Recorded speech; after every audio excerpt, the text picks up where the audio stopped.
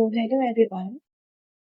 तो हम कंटिन्यू कर रहे थे सीजी सेट सीएसआई नेट की सीरीज। ठीक है, तो आज हम इसमें कंप्लीट करेंगे लेक्चर 3। ये हमारा लास्ट लेक्चर होगा न्यूक्लिक एसिड्स का। इसके बाद फिर हम टोटल पूरा ही रिवाइज करेंगे एक बार न्यूक्लिक एसिड को एक वन शॉट फॉर्म में। इसके बाद हम एक नया चैप्टर स्टार्ट करेंगे जो होगा कार्बोहाइड्रेट्स। तो आज हम full and final nucleic acids को पूरा कंप्लीट कर लेंगे।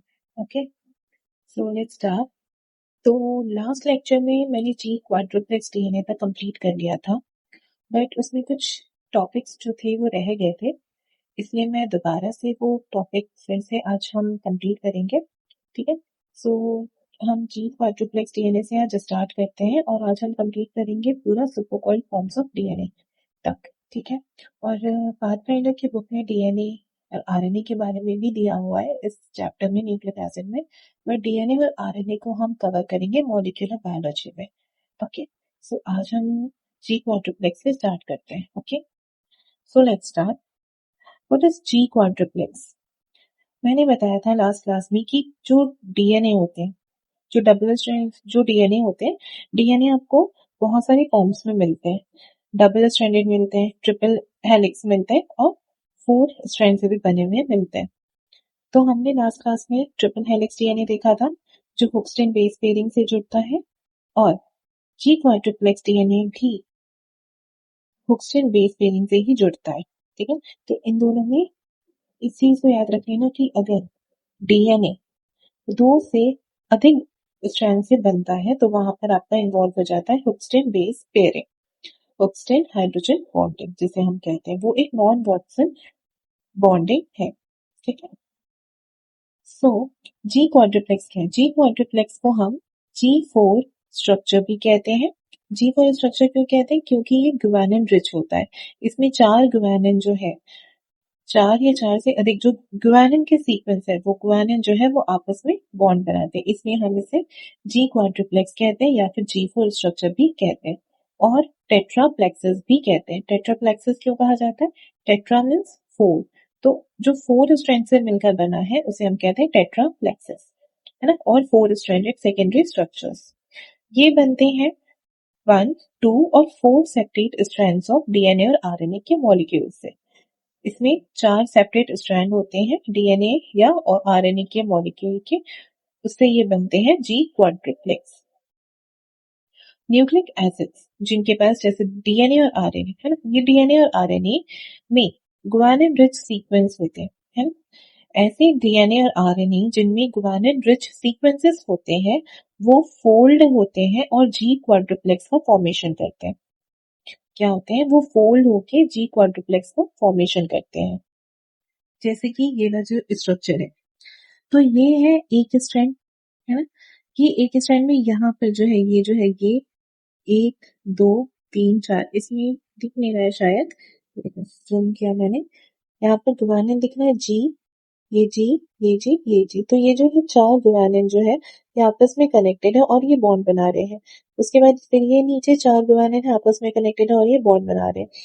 तो जो जी सीक्वेंस है ना, जो जी सीक्वेंस है हर एक स्ट्रैंड में, वो आपस में कनेक्ट होके बॉन्ड बना रहे हैं। ये देखिए, ये जो जी सीक्वेंस है, ये एक जी, फिर ये एक जी है, फिर इसके नीचे जी है, फिर ये इसके नीचे जी है, तो ये 4 जी जो है आपस में लग के बॉन्ड बना रहे हैं, तो इसे हम कह देते हैं जी क्वाड्रुप्लेक्स। ओके, तो जो जी क्वाड्रुप्लेक्स है, इस जी क्वाड्रुप्लेक्स के बिल्डिंग ब्लॉक्स है। बिल्डिंग ब्लॉक्स का मतलब कि जी क्वाड्रुप्लेक्स का जो मोनोमर है वो क्या है? जी क्वाड्रुप्लेक्स किससे मिलकर बना है? तो मैंने बताया जी क्वाड्रुप्लेक्स 4 गुआनिन रिच सीक्वेंस, जो 4 गुआनिन है उनसे मिलकर बना है जी क्वाड्रुप्लेक्स। तो जी क्वाड्रुप्लेक्स का बिल्डिंग ब्लॉक क्या है? जी क्वार्टेट, जिसे हम जी टेट्राड भी कहते हैं, और ये जुड़ते हैं ऑक्सीजन हाइड्रोजन बॉन्डिंग से। तो यहाँ पर क्या होते हैं? आपस में 4 गुआनिन जो है आपस में बॉन्ड बनाते हैं, उसे हम कहते हैं जी क्वाड्रुप्लेक्स। ठीक है, अब एक चीज याद रखना है इसमें सबसे मेन पॉइंट, कि अब जो जी क्वाड्रुप्लेक्स ये जो स्ट्रक्चर है है ना, जो मेजर स्ट्रक्चर है, इसे स्टेबिलिटी भी तो कोई प्रोवाइड करता होगा, इसका इसका कोई फॉर्मेशन भी करता होगा। तो इसका फॉर्मेशन और स्टेबलाइजेशन कौन प्रोवाइड करता है? इसका फॉर्मेशन और स्टेबलाइजेशन प्रोवाइड करता है मोनोवेलेंट कैटायन। मोनोवेलेंट कैटायन जो है वो जी क्वाड्रुप्लेक्स में उसके सेंटर में प्रेजेंट होता है। वो चाहे के प्लस हो सकता है और या फिर Na प्लस हो सकता है। ठीक है, मतलब फॉस्फेट आयन भी हो सकता है या फिर सोडियम आयन भी हो सकता है, जो उसे स्टेबिलिटी प्रोवाइड करता है। ये जो है मोनोवेलेंट कैटायंस होते हैं।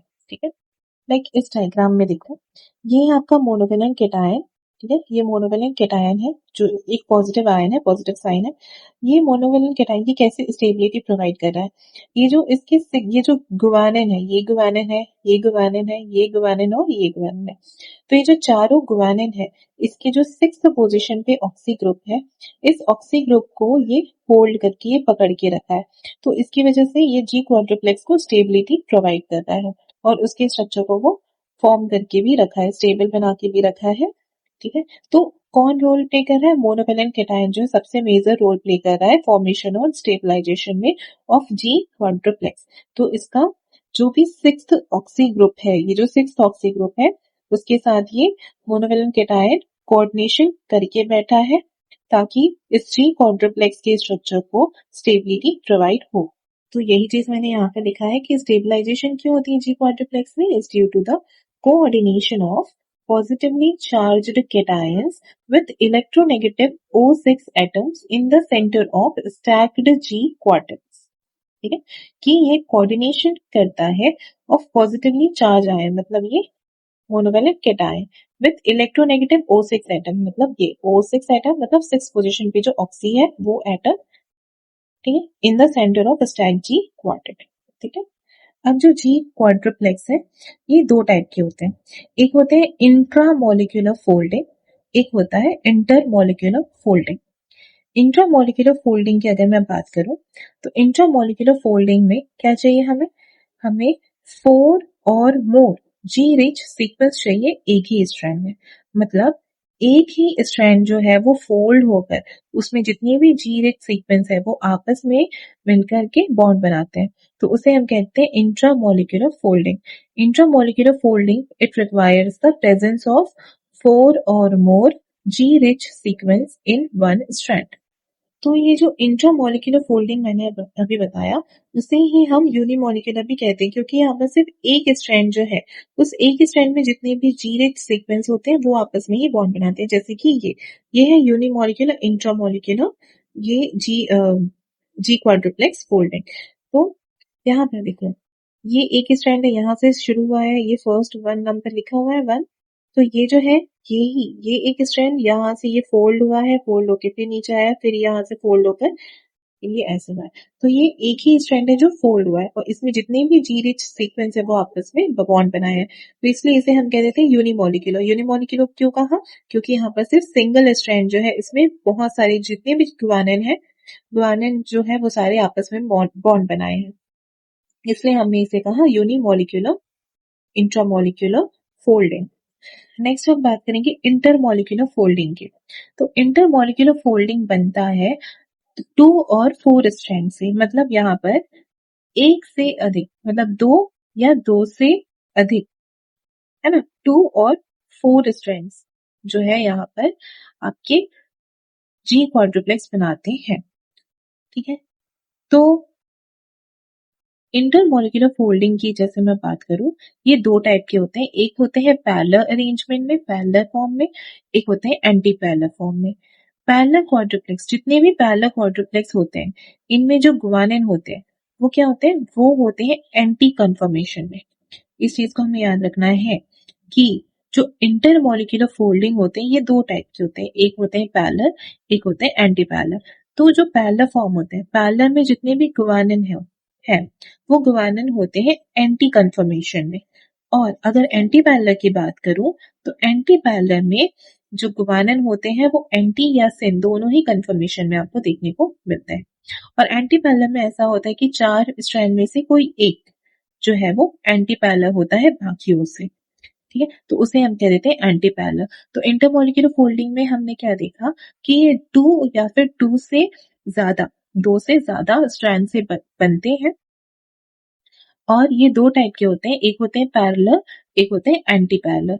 पैरेलल की मैं बात करूं तो पैरेलल में जितने भी गुआनिन होते हैं, इसमें जो ग्लाइकोसिडिक बॉन्ड कन्फर्मेशन होता है वो होता है एंटी, और जो एंटी पैरेलल होते हैं, एंटी पैरेलल में जितने भी गुआनिन होते हैं उसमें जो ग्लाइकोसिडिक बॉन्ड कन्फर्मेशन होता है वो एंटी और सिन दोनों ही कन्फर्मेशन देखने को मिलता है। ठीक है, तो जैसे मैं यहाँ बात करूं, ये है बायोमोलिक्यूल, ये है इंटरमोलिक्यूल जो अभी हमने पढ़ा इंटरमोलिक्यूलर।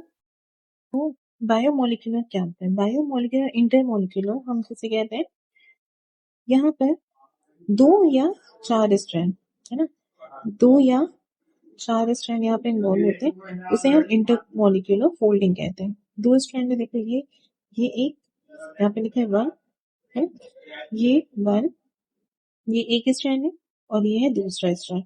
तो यहाँ पर 2 स्ट्रैंड जो है उसकी जो गुवानिन है, ये इसकी गुवानिन है और इसकी गुवानिन है ये, और ये आपस में बॉन्डिंग बनाए हुए हैं।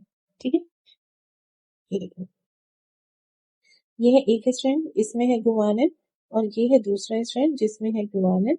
तो इसकी गुवानिन और इसकी गुवानिन ये आपस में हाइड्रोजन बॉन्डिंग बनाए, इसे कहेंगे बायोमोलिक्यूल। बायोमोलिकुलर क्यों कहा हमने? क्योंकि यहाँ पे 2 स्ट्रैंड इन्वॉल्व है। अब हम बात करेंगे टेट्रामोलिक्यूलर की। तो टेट्रामोलिक्यूलर जो है यहाँ पर 4 स्ट्रैंड्स है, 1, 2, 3 और 4। इसमें गुवानिन प्रेजेंट है, तो गुवानिन रिच सीक्वेंस जो है आपस में बॉन्ड बनाएंगे। ठीक है, इसे कहेंगे हम टेट्रामोलिक्यूलर इंटरमोलिक्यूलर बॉन्डिंग। नेक्स्ट है thermodynamic stability of the double stranded DNA helix. Thermodynamic stability of the double stranded DNA helix. तो डबल स्ट्रैंडेड डीएनए स्टेबल कैसे होता है? तो डबल स्ट्रैंडेड जो डीएनए है ये स्टेबल क्यों होता है? किस वजह से होता है? क्योंकि इनमें नॉन कोवलेंट इंटरेक्शन होती है। नॉन कोवलेंट इंटरेक्शन मतलब हाइड्रोजन बॉन्ड प्रेजेंट होता है, कुछ आयनिक इंटरेक्शन होते हैं, कुछ वैन डर वाल्स फोर्सेस होंगी। ठीक है, सो यहाँ पर कुछ नॉन कोवलेंट इंटरेक्शन होते हैं जो डबल स्ट्रैंडेड डीएनए को होल्ड करके रखते हैं, जैसे कि hydrogen bond, ionic interaction, van der Waals force of interaction. तो ये कुछ केमिकल बॉन्ड नहीं है, ये कोई केमिकल बॉन्ड नहीं है, कोई स्ट्रॉन्ग बॉन्ड नहीं है, पर जब आपस में ये सारे बॉन्ड्स, वीक बॉन्ड्स मिल जाते हैं, वीक फोर्सेस मिल जाते हैं, तो ये बहुत ही स्ट्रॉन्ग बॉन्ड बना लेते हैं, जिसकी वजह से जो डबल स्ट्रैंडेड डीएनए है उसमें स्टेबिलिटी आती है। तो जब कोई भी प्राइमरी स्ट्रक्चर बनता है ना, जब कोई भी प्राइमरी स्ट्रक्चर आपका बनता है तो उसमें स्टेबिलिटी कैसे आती है? प्राइमरी या सेकेंडरी स्ट्रक्चर जब आपका बनता है तो ऐसे कुछ बॉन्ड से ही स्टेबिलिटी आती है उसमें। जैसे ही हमने बात की नॉन कोवलेंट इंटरेक्शन की, इसमें होता है हाइड्रोजन बॉन्ड, जो आपके न्यूक्लिक एसिड्स होते हैं, जो उसमें नाइट्रोजनस बेसेस है, नाइट्रोजनस बेसेस आपस में जुड़े होते हैं हाइड्रोजन बॉन्ड से। ठीक है, तो हाइड्रोजन बॉन्ड से ही आपस में जुड़े होते हैं। तो वैसे ही अब हाइड्रोजन बॉन्ड में हमने पढ़ा था, लास्ट टू लास्ट क्लासेस हमने पढ़ा था कि हाइड्रोजन बॉन्ड जो है वो मिक्सचर होता है आयनिक इंटरेक्शन और van der Waals force of interaction का। तो यहाँ पर आयनिक इंटरेक्शन और van der Waals force of interaction भी आ गया, है ना। तो ये जो है ये कोई स्ट्रॉन्ग बॉन्ड्स नहीं है, पर आपस में जब ये मिलते हैं तो ये बहुत स्ट्रॉन्ग फोर्स हो जाते हैं, स्ट्रॉन्ग बॉन्ड बन जाते हैं, जिसकी वजह से आपके डबल स्ट्रैंडेड डीएनए को स्टेबिलिटी मिलती है। ठीक, 2 मेन फोर्सेस की हम बात करते हैं डबल स्ट्रैंडेड डीएनए में। एक होती है बेस स्टैकिंग और एक होती है हाइड्रोजन बॉन्डिंग। ठीक है, तो बेस स्टैकिंग क्या होती है? जैसे मान लो यहाँ ये 2 आपके स्ट्रैंड्स हैं, ये स्ट्रैंड है, यहाँ पर हमने नाइट्रोजनस बेस रखा, AT, GC, GC, AT, GC, sorry, this is C, GC and GC1। ठीक, अब यहाँ पर बॉन्ड्स है तो इसके पास 2 बॉन्ड होते हैं, AT के पास, GC के पास 3 बॉन्ड्स होते हैं, है ना, इसके पास 2 बॉन्ड होते हैं, इसके पास 3 बॉन्ड होते हैं, इसके पास 3 बॉन्ड, 3 बॉन्ड। ठीक है, तो अब यहाँ पर जो इंट्रैक्शन हो रहा है, ये वाला नाइट्रोजन स्पेस और इस नाइट्रोजन स्पेस, यहाँ पर जो इंट्रैक्शन हो रहा है इसको बोलते हैं हम बेस स्टैकिंग। क्या कहते हैं? इसे हम कह देते हैं बेस स्टैकिंग इंट्रैक्शन। जो 2 एडजेसेंट बेसेस के बीच में जो इंट्रैक्शन बनता है उसे हम कह देते हैं बेस स्टैकिंग इंट्रैक्शन। और यही इंट्रैक्शन जो है सबसे मेजर होता है, सबसे मेन रोल यही प्ले करता है किसमें? स्टेबिलिटी में। इसका मेजर रोल होता है किसमें? इस मेजर रोल होता है स्टेबिलिटी में, ठीक है। और हाइड्रोजन बॉन्डिंग तो सेकेंडरी रोल प्ले करता है, पर सबसे ज्यादा मेजर कौन प्ले करता है? आपका बेस स्टैकिंग, ठीक है। तो जो बेस स्टैकिंग है ये होते हैं एडजेसेंट बेस पेयर्स के बीच में। और हाइड्रोजन बॉन्डिंग कहाँ होते हैं? हाइड्रोजन बॉन्डिंग होते हैं बेसिस कॉम्प्लीमेंट्री स्ट्रैंड के बेसिस के बीच में, ठीक है। बेस स्टैकिंग इंटरेक्शन की अगर मैं बात करूं तो इसका डोमिनेंट रोल होता है स्टेबिलिटी को मेंटेन करने में। हमने अभी देखा कि बेस स्टैकिंग इंटरेक्शन का मेजर रोल होता है, सबसे ज्यादा मेजर रोल, डोमिनेंट रोल किसका होता है? बेस स्टैकिंग इंटरेक्शन का, जो मेंटेन करता है स्टेबिलिटी को।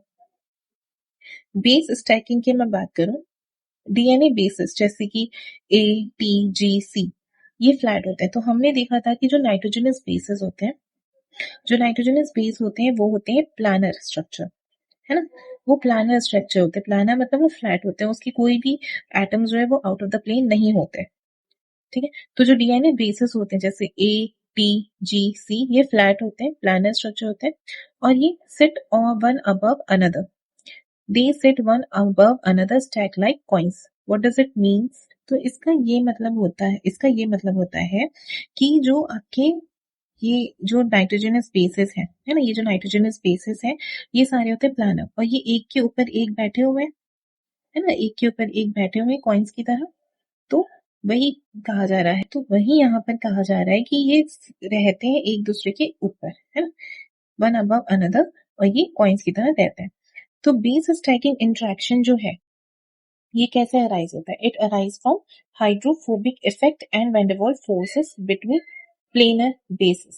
तो जो प्लेनर बेसिस होते हैं उनके बीच में हाइड्रोफोबिक इफेक्ट होता है और van der Waals force of interaction होता है।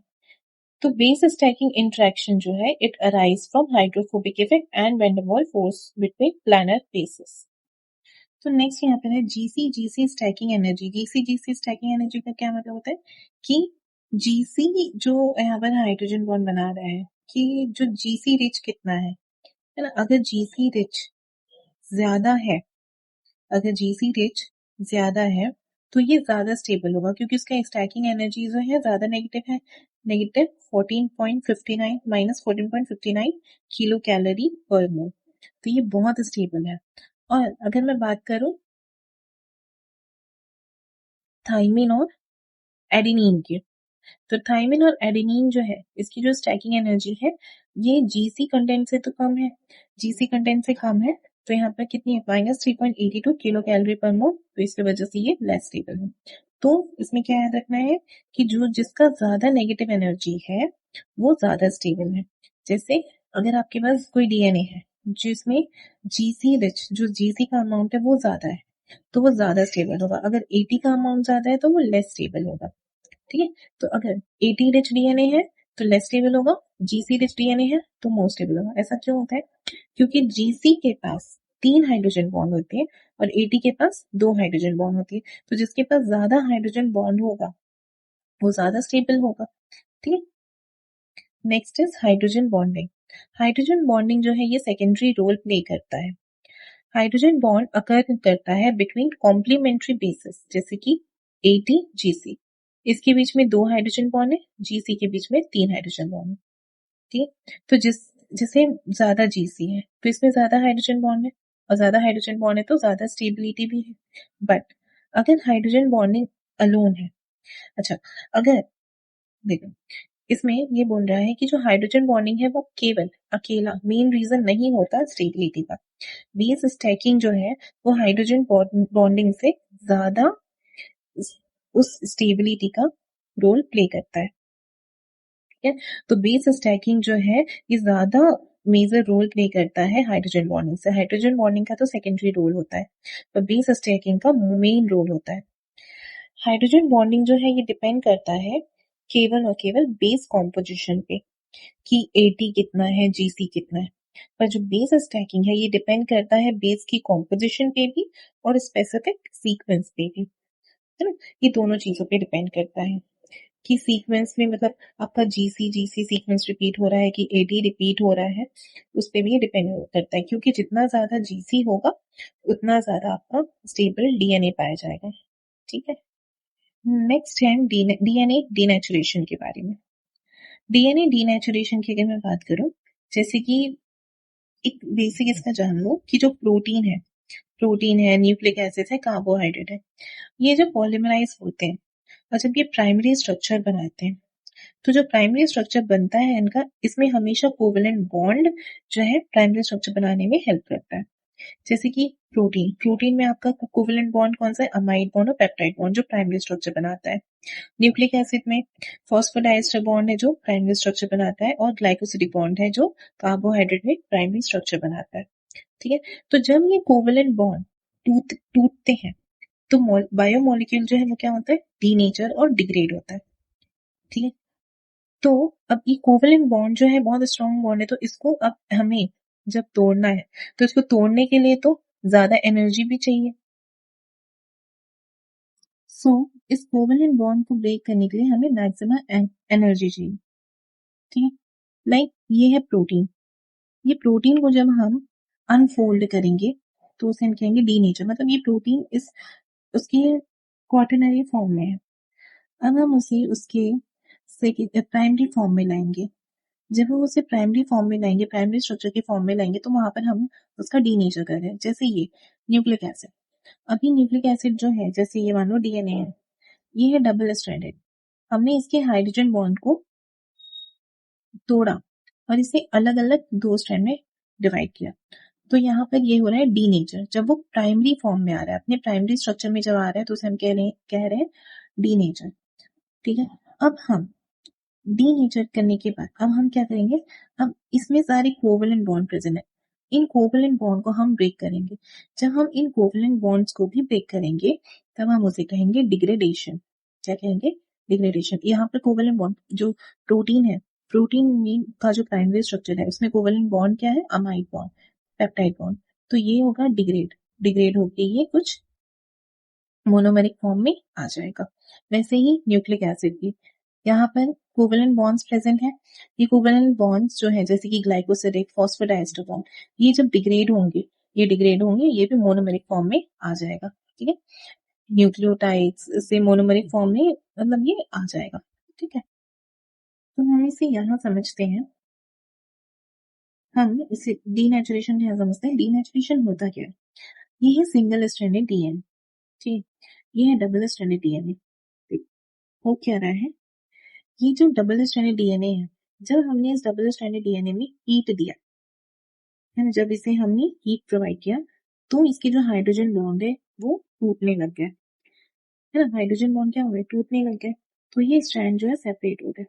अब जब हमने इसे कूल मतलब हाइब्रिडाइज किया हमने, है ना, इसका हाइब्रिडाइजेशन किया, हमने क्या किया? इसे किसी कोई आइस या ठंडी चीजों में रख दिया, तो क्या हुआ? डीएनए की जो हाइड्रोजन बॉन्ड है वो जुड़ने लग गए, है ना, वो डबल स्ट्रैंड फॉर्म कर लिए। तो हीट की वजह से डबल स्ट्रैंड जो है वो डीनेचर होकर सिंगल स्ट्रैंड में बना, और कूल नेचर की वजह से हाइब्रिडाइजेशन होकर के वो डबल स्ट्रैंड में वापस से बन गया। ठीक है, तो डीनेचुरेशन क्या होता है? डीनेचुरेशन का मतलब होता है डबल स्ट्रैंडेड डीएनए जब सेपरेट होता है दो सिंगल स्ट्रैंड में, तो डीनेचुरेशन क्या होता है? तो मैंने अभी बताया कि जो डबल स्ट्रैंडेड डीएनए है वो जब सेपरेट होता है सिंगल स्ट्रैंडेड डीएनए में, तो उसे हम डीनेचुरेशन कहते हैं। क्यों होता है? क्योंकि इसमें जो हाइड्रोजन बॉन्ड है और बेस स्टैकिंग इंटरेक्शन है उनका डिस्ट्रप्शन होता है। तो जब ये वीक फोर्सेस डिस्टर्ब होते हैं तो स्ट्रैंड्स जो है वो सेपरेट हो जाते हैं, तो वहां पर हो जाता है डीनेचुरेशन। ठीक है, डीनेचर डीनेचरिंग एजेंट्स क्या होते हैं? डीनेचरिंग एजेंट्स जो डीनेचुरेशन को कॉज करते हैं। ठीक है, अब इनमें कुछ आते हैं फिजिकल एजेंट्स और कुछ आते हैं केमिकल एजेंट्स। फिजिकल एजेंट की बात करूं तो आता है हाई टेम्परेचर, है ना। अभी हमने यहाँ देखा कि हीट की वजह से जो डबल स्ट्रैंडेड डीएनए है वो सिंगल स्ट्रैंड में कन्वर्ट हो रहा है, तो ये एक मेजर रोल प्ले करता है कि जो डीनेचरिंग एजेंट है इनमें, फिजिकल एजेंट में हाई टेम्परेचर है और केमिकल एजेंट में आपका यूरिया है। तो फिजिकल एजेंट में हाई टेम्परेचर क्या करता है? हीट जो है वो सेपरेशन कॉज करता है, डीएनए जो है मेल्ट हो जाता है। तो उसका जो हाइड्रोजन बॉन्ड है वो मेल्ट हो जाता है और डीएनए सेपरेट हो जाता है। केमिकल एजेंट्स की अगर मैं बात करूं, यूरिया जो है वो चाओट्रोपिक एजेंट की तरह काम करता है। ये क्या करता है, ये वाटर के सोल्यूशन में क्या करता है, जो वाटर के बीच में जो हाइड्रोजन बॉन्डिंग होती है उन्हें डिसरप्ट कर देता है ना। जो वाटर के बीच की हाइड्रोजन बॉन्डिंग होती है उन्हें ये डिसरप्ट कर देता है। ठीक है, तो इसलिए ये चाओट्रोपिक एजेंट की तरह काम करता है। नेक्स्ट हम बात करते हैं TM. TM is melting temperature. क्या कहते हैं टीएम को हम? टीएम को हम कहते हैं मेल्टिंग टेम्परेचर।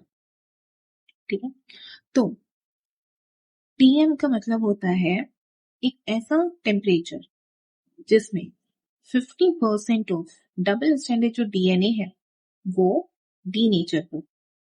ठीक है, टीएम का मतलब क्या बताया मैंने कि जो 50% ऑफ डबल स्ट्रैंडेड डीएनए है वो होता है डीनेचर, तो उसे हम कह देते हैं TM, that is melting temperature. So at TM 50% of DNA जो है वो डबल स्ट्रैंडेड होते हैं और 50% ऑफ डीएनए जो होते हैं वो सिंगल स्ट्रैंड हो जाते हैं। ठीक है, तो जिसकी ज्यादा टीएम होगी, जैसे कोई भी डीएनए है, अगर उसकी टीएम वैल्यू ज्यादा आ रही है मतलब वो डीएनए बहुत स्टेबल था। अब कोई भी बहुत स्टेबल चीज है, जैसे मान लो कोई बहुत बड़ा पत्थर है, अगर आपको बोला जाए उस बड़े से पत्थर को तोड़ो तो आपको ज्यादा अपनी एनर्जी देनी पड़ेगी, है ना। इतनी ज्यादा एनर्जी आपको देनी पड़ेगी वहां पर। तो इसलिए वो जैसे वैसे ही डीएनए जो है, अगर ज्यादा स्टेबल डीएनए है तो वहां पर उसे तोड़ने के लिए हमें टीएम जो है वो ज्यादा देना पड़ेगा, है ना। मतलब ज्यादा टीएम जाएगा, उसका टीएम वैल्यू ज्यादा जाएगा क्योंकि टाइम लगेगा ना उसको टूटने में, क्योंकि डीएनए तो बहुत स्टेबल था। और डीएनए स्टेबल कब रहेगा? जब ज्यादा जीसी कंटेंट होगा, है ना। और भी कुछ अदर रूल्स हमने देख लिए अभी पीछे। तो डीएनए अगर ज्यादा स्टेबल होगा तो टीएम जो है वो हायर जाएगा, और डीएनए अगर लेस स्टेबल रहेगा तो टीएम जो है वो लो जाएगा। ठीक है, तो ये देखो हमने लिखा है कि जो जीसी रिच डीएनए है उसके पास ज्यादा हाइड्रोजन बॉन्ड होती है ना। तो ज्यादा हाइड्रोजन बॉन्ड है तो स्ट्रॉन्गेस्ट स्टैकिंग होगा, सो हायर टीएम। और 18 रिच डीएनए है, उसके पास 2 हाइड्रोजन बॉन्ड होती है। जीसी रिच के पास कितनी होती है? 3 हाइड्रोजन बॉन्ड।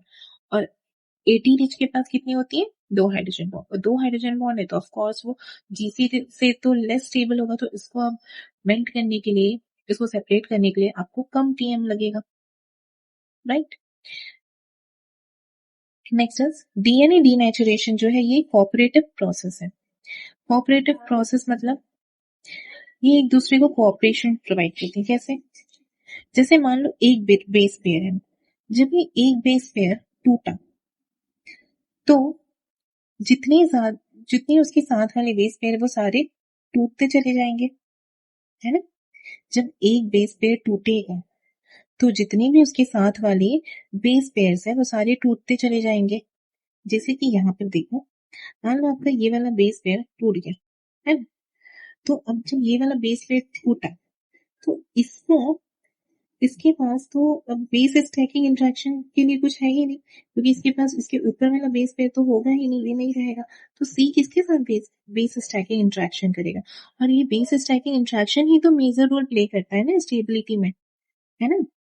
तो यहाँ पर ये जो अगर टी नहीं रहेगा तो सी को कोई उसके साथ बेस स्टैकिंग इंटरेक्शन करने के लिए कोई पार्टनर नहीं मिलेगा, तो ये टूट जाएगा। अब ये टूटेगा तो इसके पास मिलेगा, तो ये भी टूट जाएगा, फिर ये टूटेगा, फिर ये टूटेगा, फिर ये टूटेगा, तो ऐसे करके सारे सीक्वेंस टूटते चले जाएंगे। ठीक है, तो इसलिए इसमें कहा गया है कि डीएनए डीनेचुरेशन एक कोऑपरेटिव प्रोसेस है। जब एक बेस पेयर टूटेगा तो जितने उसके साथ वाले बेस पेयर है वो सारे टूट जाएंगे। ठीक है, तो denaturation of one base pair facilitate the denaturation of adjacent base pairs. तो जितने उसके साथ एडजेसेंट बेस पेयर्स है वो सारे डीनेचर होके टूट जाएंगे। So what happens thermodynamically during denaturation? Thermodynamically denaturation में क्या क्या चेंजेस आए? तो जब डीएनए डीनेचर हुआ तो 2 चीजें बढ़ी। कौन कौन सी चीजें? एक बढ़ा उसका एंथैल्पी डेल्टा एच, और एक बढ़ा उसका एंट्रोपी डेल्टा एस। एंथैल्पी मतलब होता है total heat content of a system. Total heat content of a system. ये जो एंथैल्पी है ये इंक्रीज होगा ड्यूरिंग डीएनए डीनेचुरेशन, क्योंकि जब डबल स्ट्रैंडेड डीएनए सेपरेट होगा उसको सेपरेट करने के लिए हमें एनर्जी देनी पड़ेगी। हमें किसी भी बॉन्ड को तोड़ने के लिए एनर्जी को देना पड़ेगा, एनर्जी हमारी अपनी यूटिलाइज करनी पड़ेगी, है ना। तो यहाँ पर सेपरेट हुआ डबल स्ट्रैंड डीएनए का सिंगल स्ट्रैंड डीएनए में, इसके लिए हमें एनर्जी इनपुट करना पड़ेगा, देना पड़ेगा। तो जो एनर्जी लगेगी to break hydrogen bond and base stacking interaction, इसकी वजह से जो एंथैल्पी है वो इंक्रीज हो जाएगा। नेक्स्ट है इंट्रोपी। इंट्रोपी का मतलब होता है मेजर ऑफ डिसऑर्डर और रैंडमनेस। मतलब अब जो एक ऑर्डर में आपका प्रेजेंट था, है ना, जो एक ऑर्डर में आपके पास जो सीक्वेंस थे ना डीएनए में, है ना, एक सीक्वेंस में नाइट्रोजनस बेस आपस में जुड़े हुए थे, तो इंट्रोपी इंक्रीज होना मतलब क्या, डिसऑर्डरनेस जो है वो इंक्रीज होगी। एक अगर टूटेगा, अभी मैंने बताया एक बेस पे टूटेगा तो फिर उसके नीचे वाला टूटेगा, फिर उसके नीचे वाला टूटेगा, तो ऐसे करके जो है डिसऑर्डर हो जाएंगे, है ना। तो एंट्रोपी मतलब मेजर ऑफ डिसऑर्डर और रैंडमनेस, ये इंक्रीज होगा during denaturation. Highly ordered structure of double-stranded DNA becomes more disordered as it converts to single-stranded. अभी मैंने यही चीज बताया आपको, यहाँ पर कि ये जो है जब ये टूटेगा, अगर ये मान लो एक बेस पे टूट गया, तो इसके साथ बेस स्टैकिंग इंटरेक्शन करने वाला कोई नहीं रहेगा तो ये भी टूट जाएगा, फिर इसके साथ कोई नहीं रहेगा तो ये भी टूट जाएगा, फिर इसके साथ कोई नहीं रहेगा तो ये भी टूट जाएगा, वैसे करते करते सारे के सारे बेस पे टूट जाएंगे। मतलब ये सारे डिसऑर्डर फॉर्म में हो जाएंगे, डिसऑर्डर होंगे, टूटते चले जाएंगे। ठीक है, ठीक है। तो highly ordered structure of double strand DNA become more disordered as it converts to single stranded, जिसकी वजह से क्या होगा, increase entropy of system. Next is change in optical density resulting from denaturation. तो ऑप्टिकल डेंसिटी में क्या change आएगा, तो डीनेचुरेशन की वजह से डीएनए का ऑप्टिकल डेंसिटी भी बढ़ जाएगा, मतलब उसका एब्जॉर्बेंस जो है वो बढ़ जाएगा। मतलब जैसे देखो डीएनए और आरएनए जो है वो मैक्सिमम एब्जॉर्ब करते हैं यूवी लाइट को एट 260 nm, क्योंकि नाइट्रोजनस बेस जो है इसके पास क्या है, एरोमेटिक रिंग प्रेजेंट है और इसके पास पाई इलेक्ट्रॉन्स प्रेजेंट है। जो पाई इलेक्ट्रॉन है यही तो यूवी लाइट को एब्जॉर्ब करता है 260 nm पे, है ना। तो ये जो एब्जॉर्बेंस है at 260 nm increases with the increased transition. तो ये जो एब्जॉर्बेंस है वो इंक्रीज होता जाएगा, है ना, ये इंक्रीज होता जाएगा, समय के अनुसार वो बढ़ते जाएगा। तो डबल स्ट्रैंडेड डीएनए में क्या होगा, देखो बेसेस रिमेन स्टैक टुगेदर। मतलब जब बेसेस आपस में, अब डबल स्ट्रैंडेड डीएनए है तो बेसेस तो आपस में जुड़े हुए हैं, डीनेचर नहीं हुआ है अभी उनका, तो बेसेस आपस में जुड़े हुए हैं। तो यहाँ पर अभी ये क्या करेंगे, उनके पास पाई इलेक्ट्रॉन क्लाउड्स हैं, वो उससे इंटरेक्ट करेंगे। जब ये इंटरेक्ट करेंगे तो यहाँ पर पाई इलेक्ट्रॉन ट्रांजिशन डिक्रीज रहेगा और एब्जॉर्बेंस भी यहाँ पर डिक्रीज में आएगा, मतलब कम एब्जॉर्बेंस आएगा।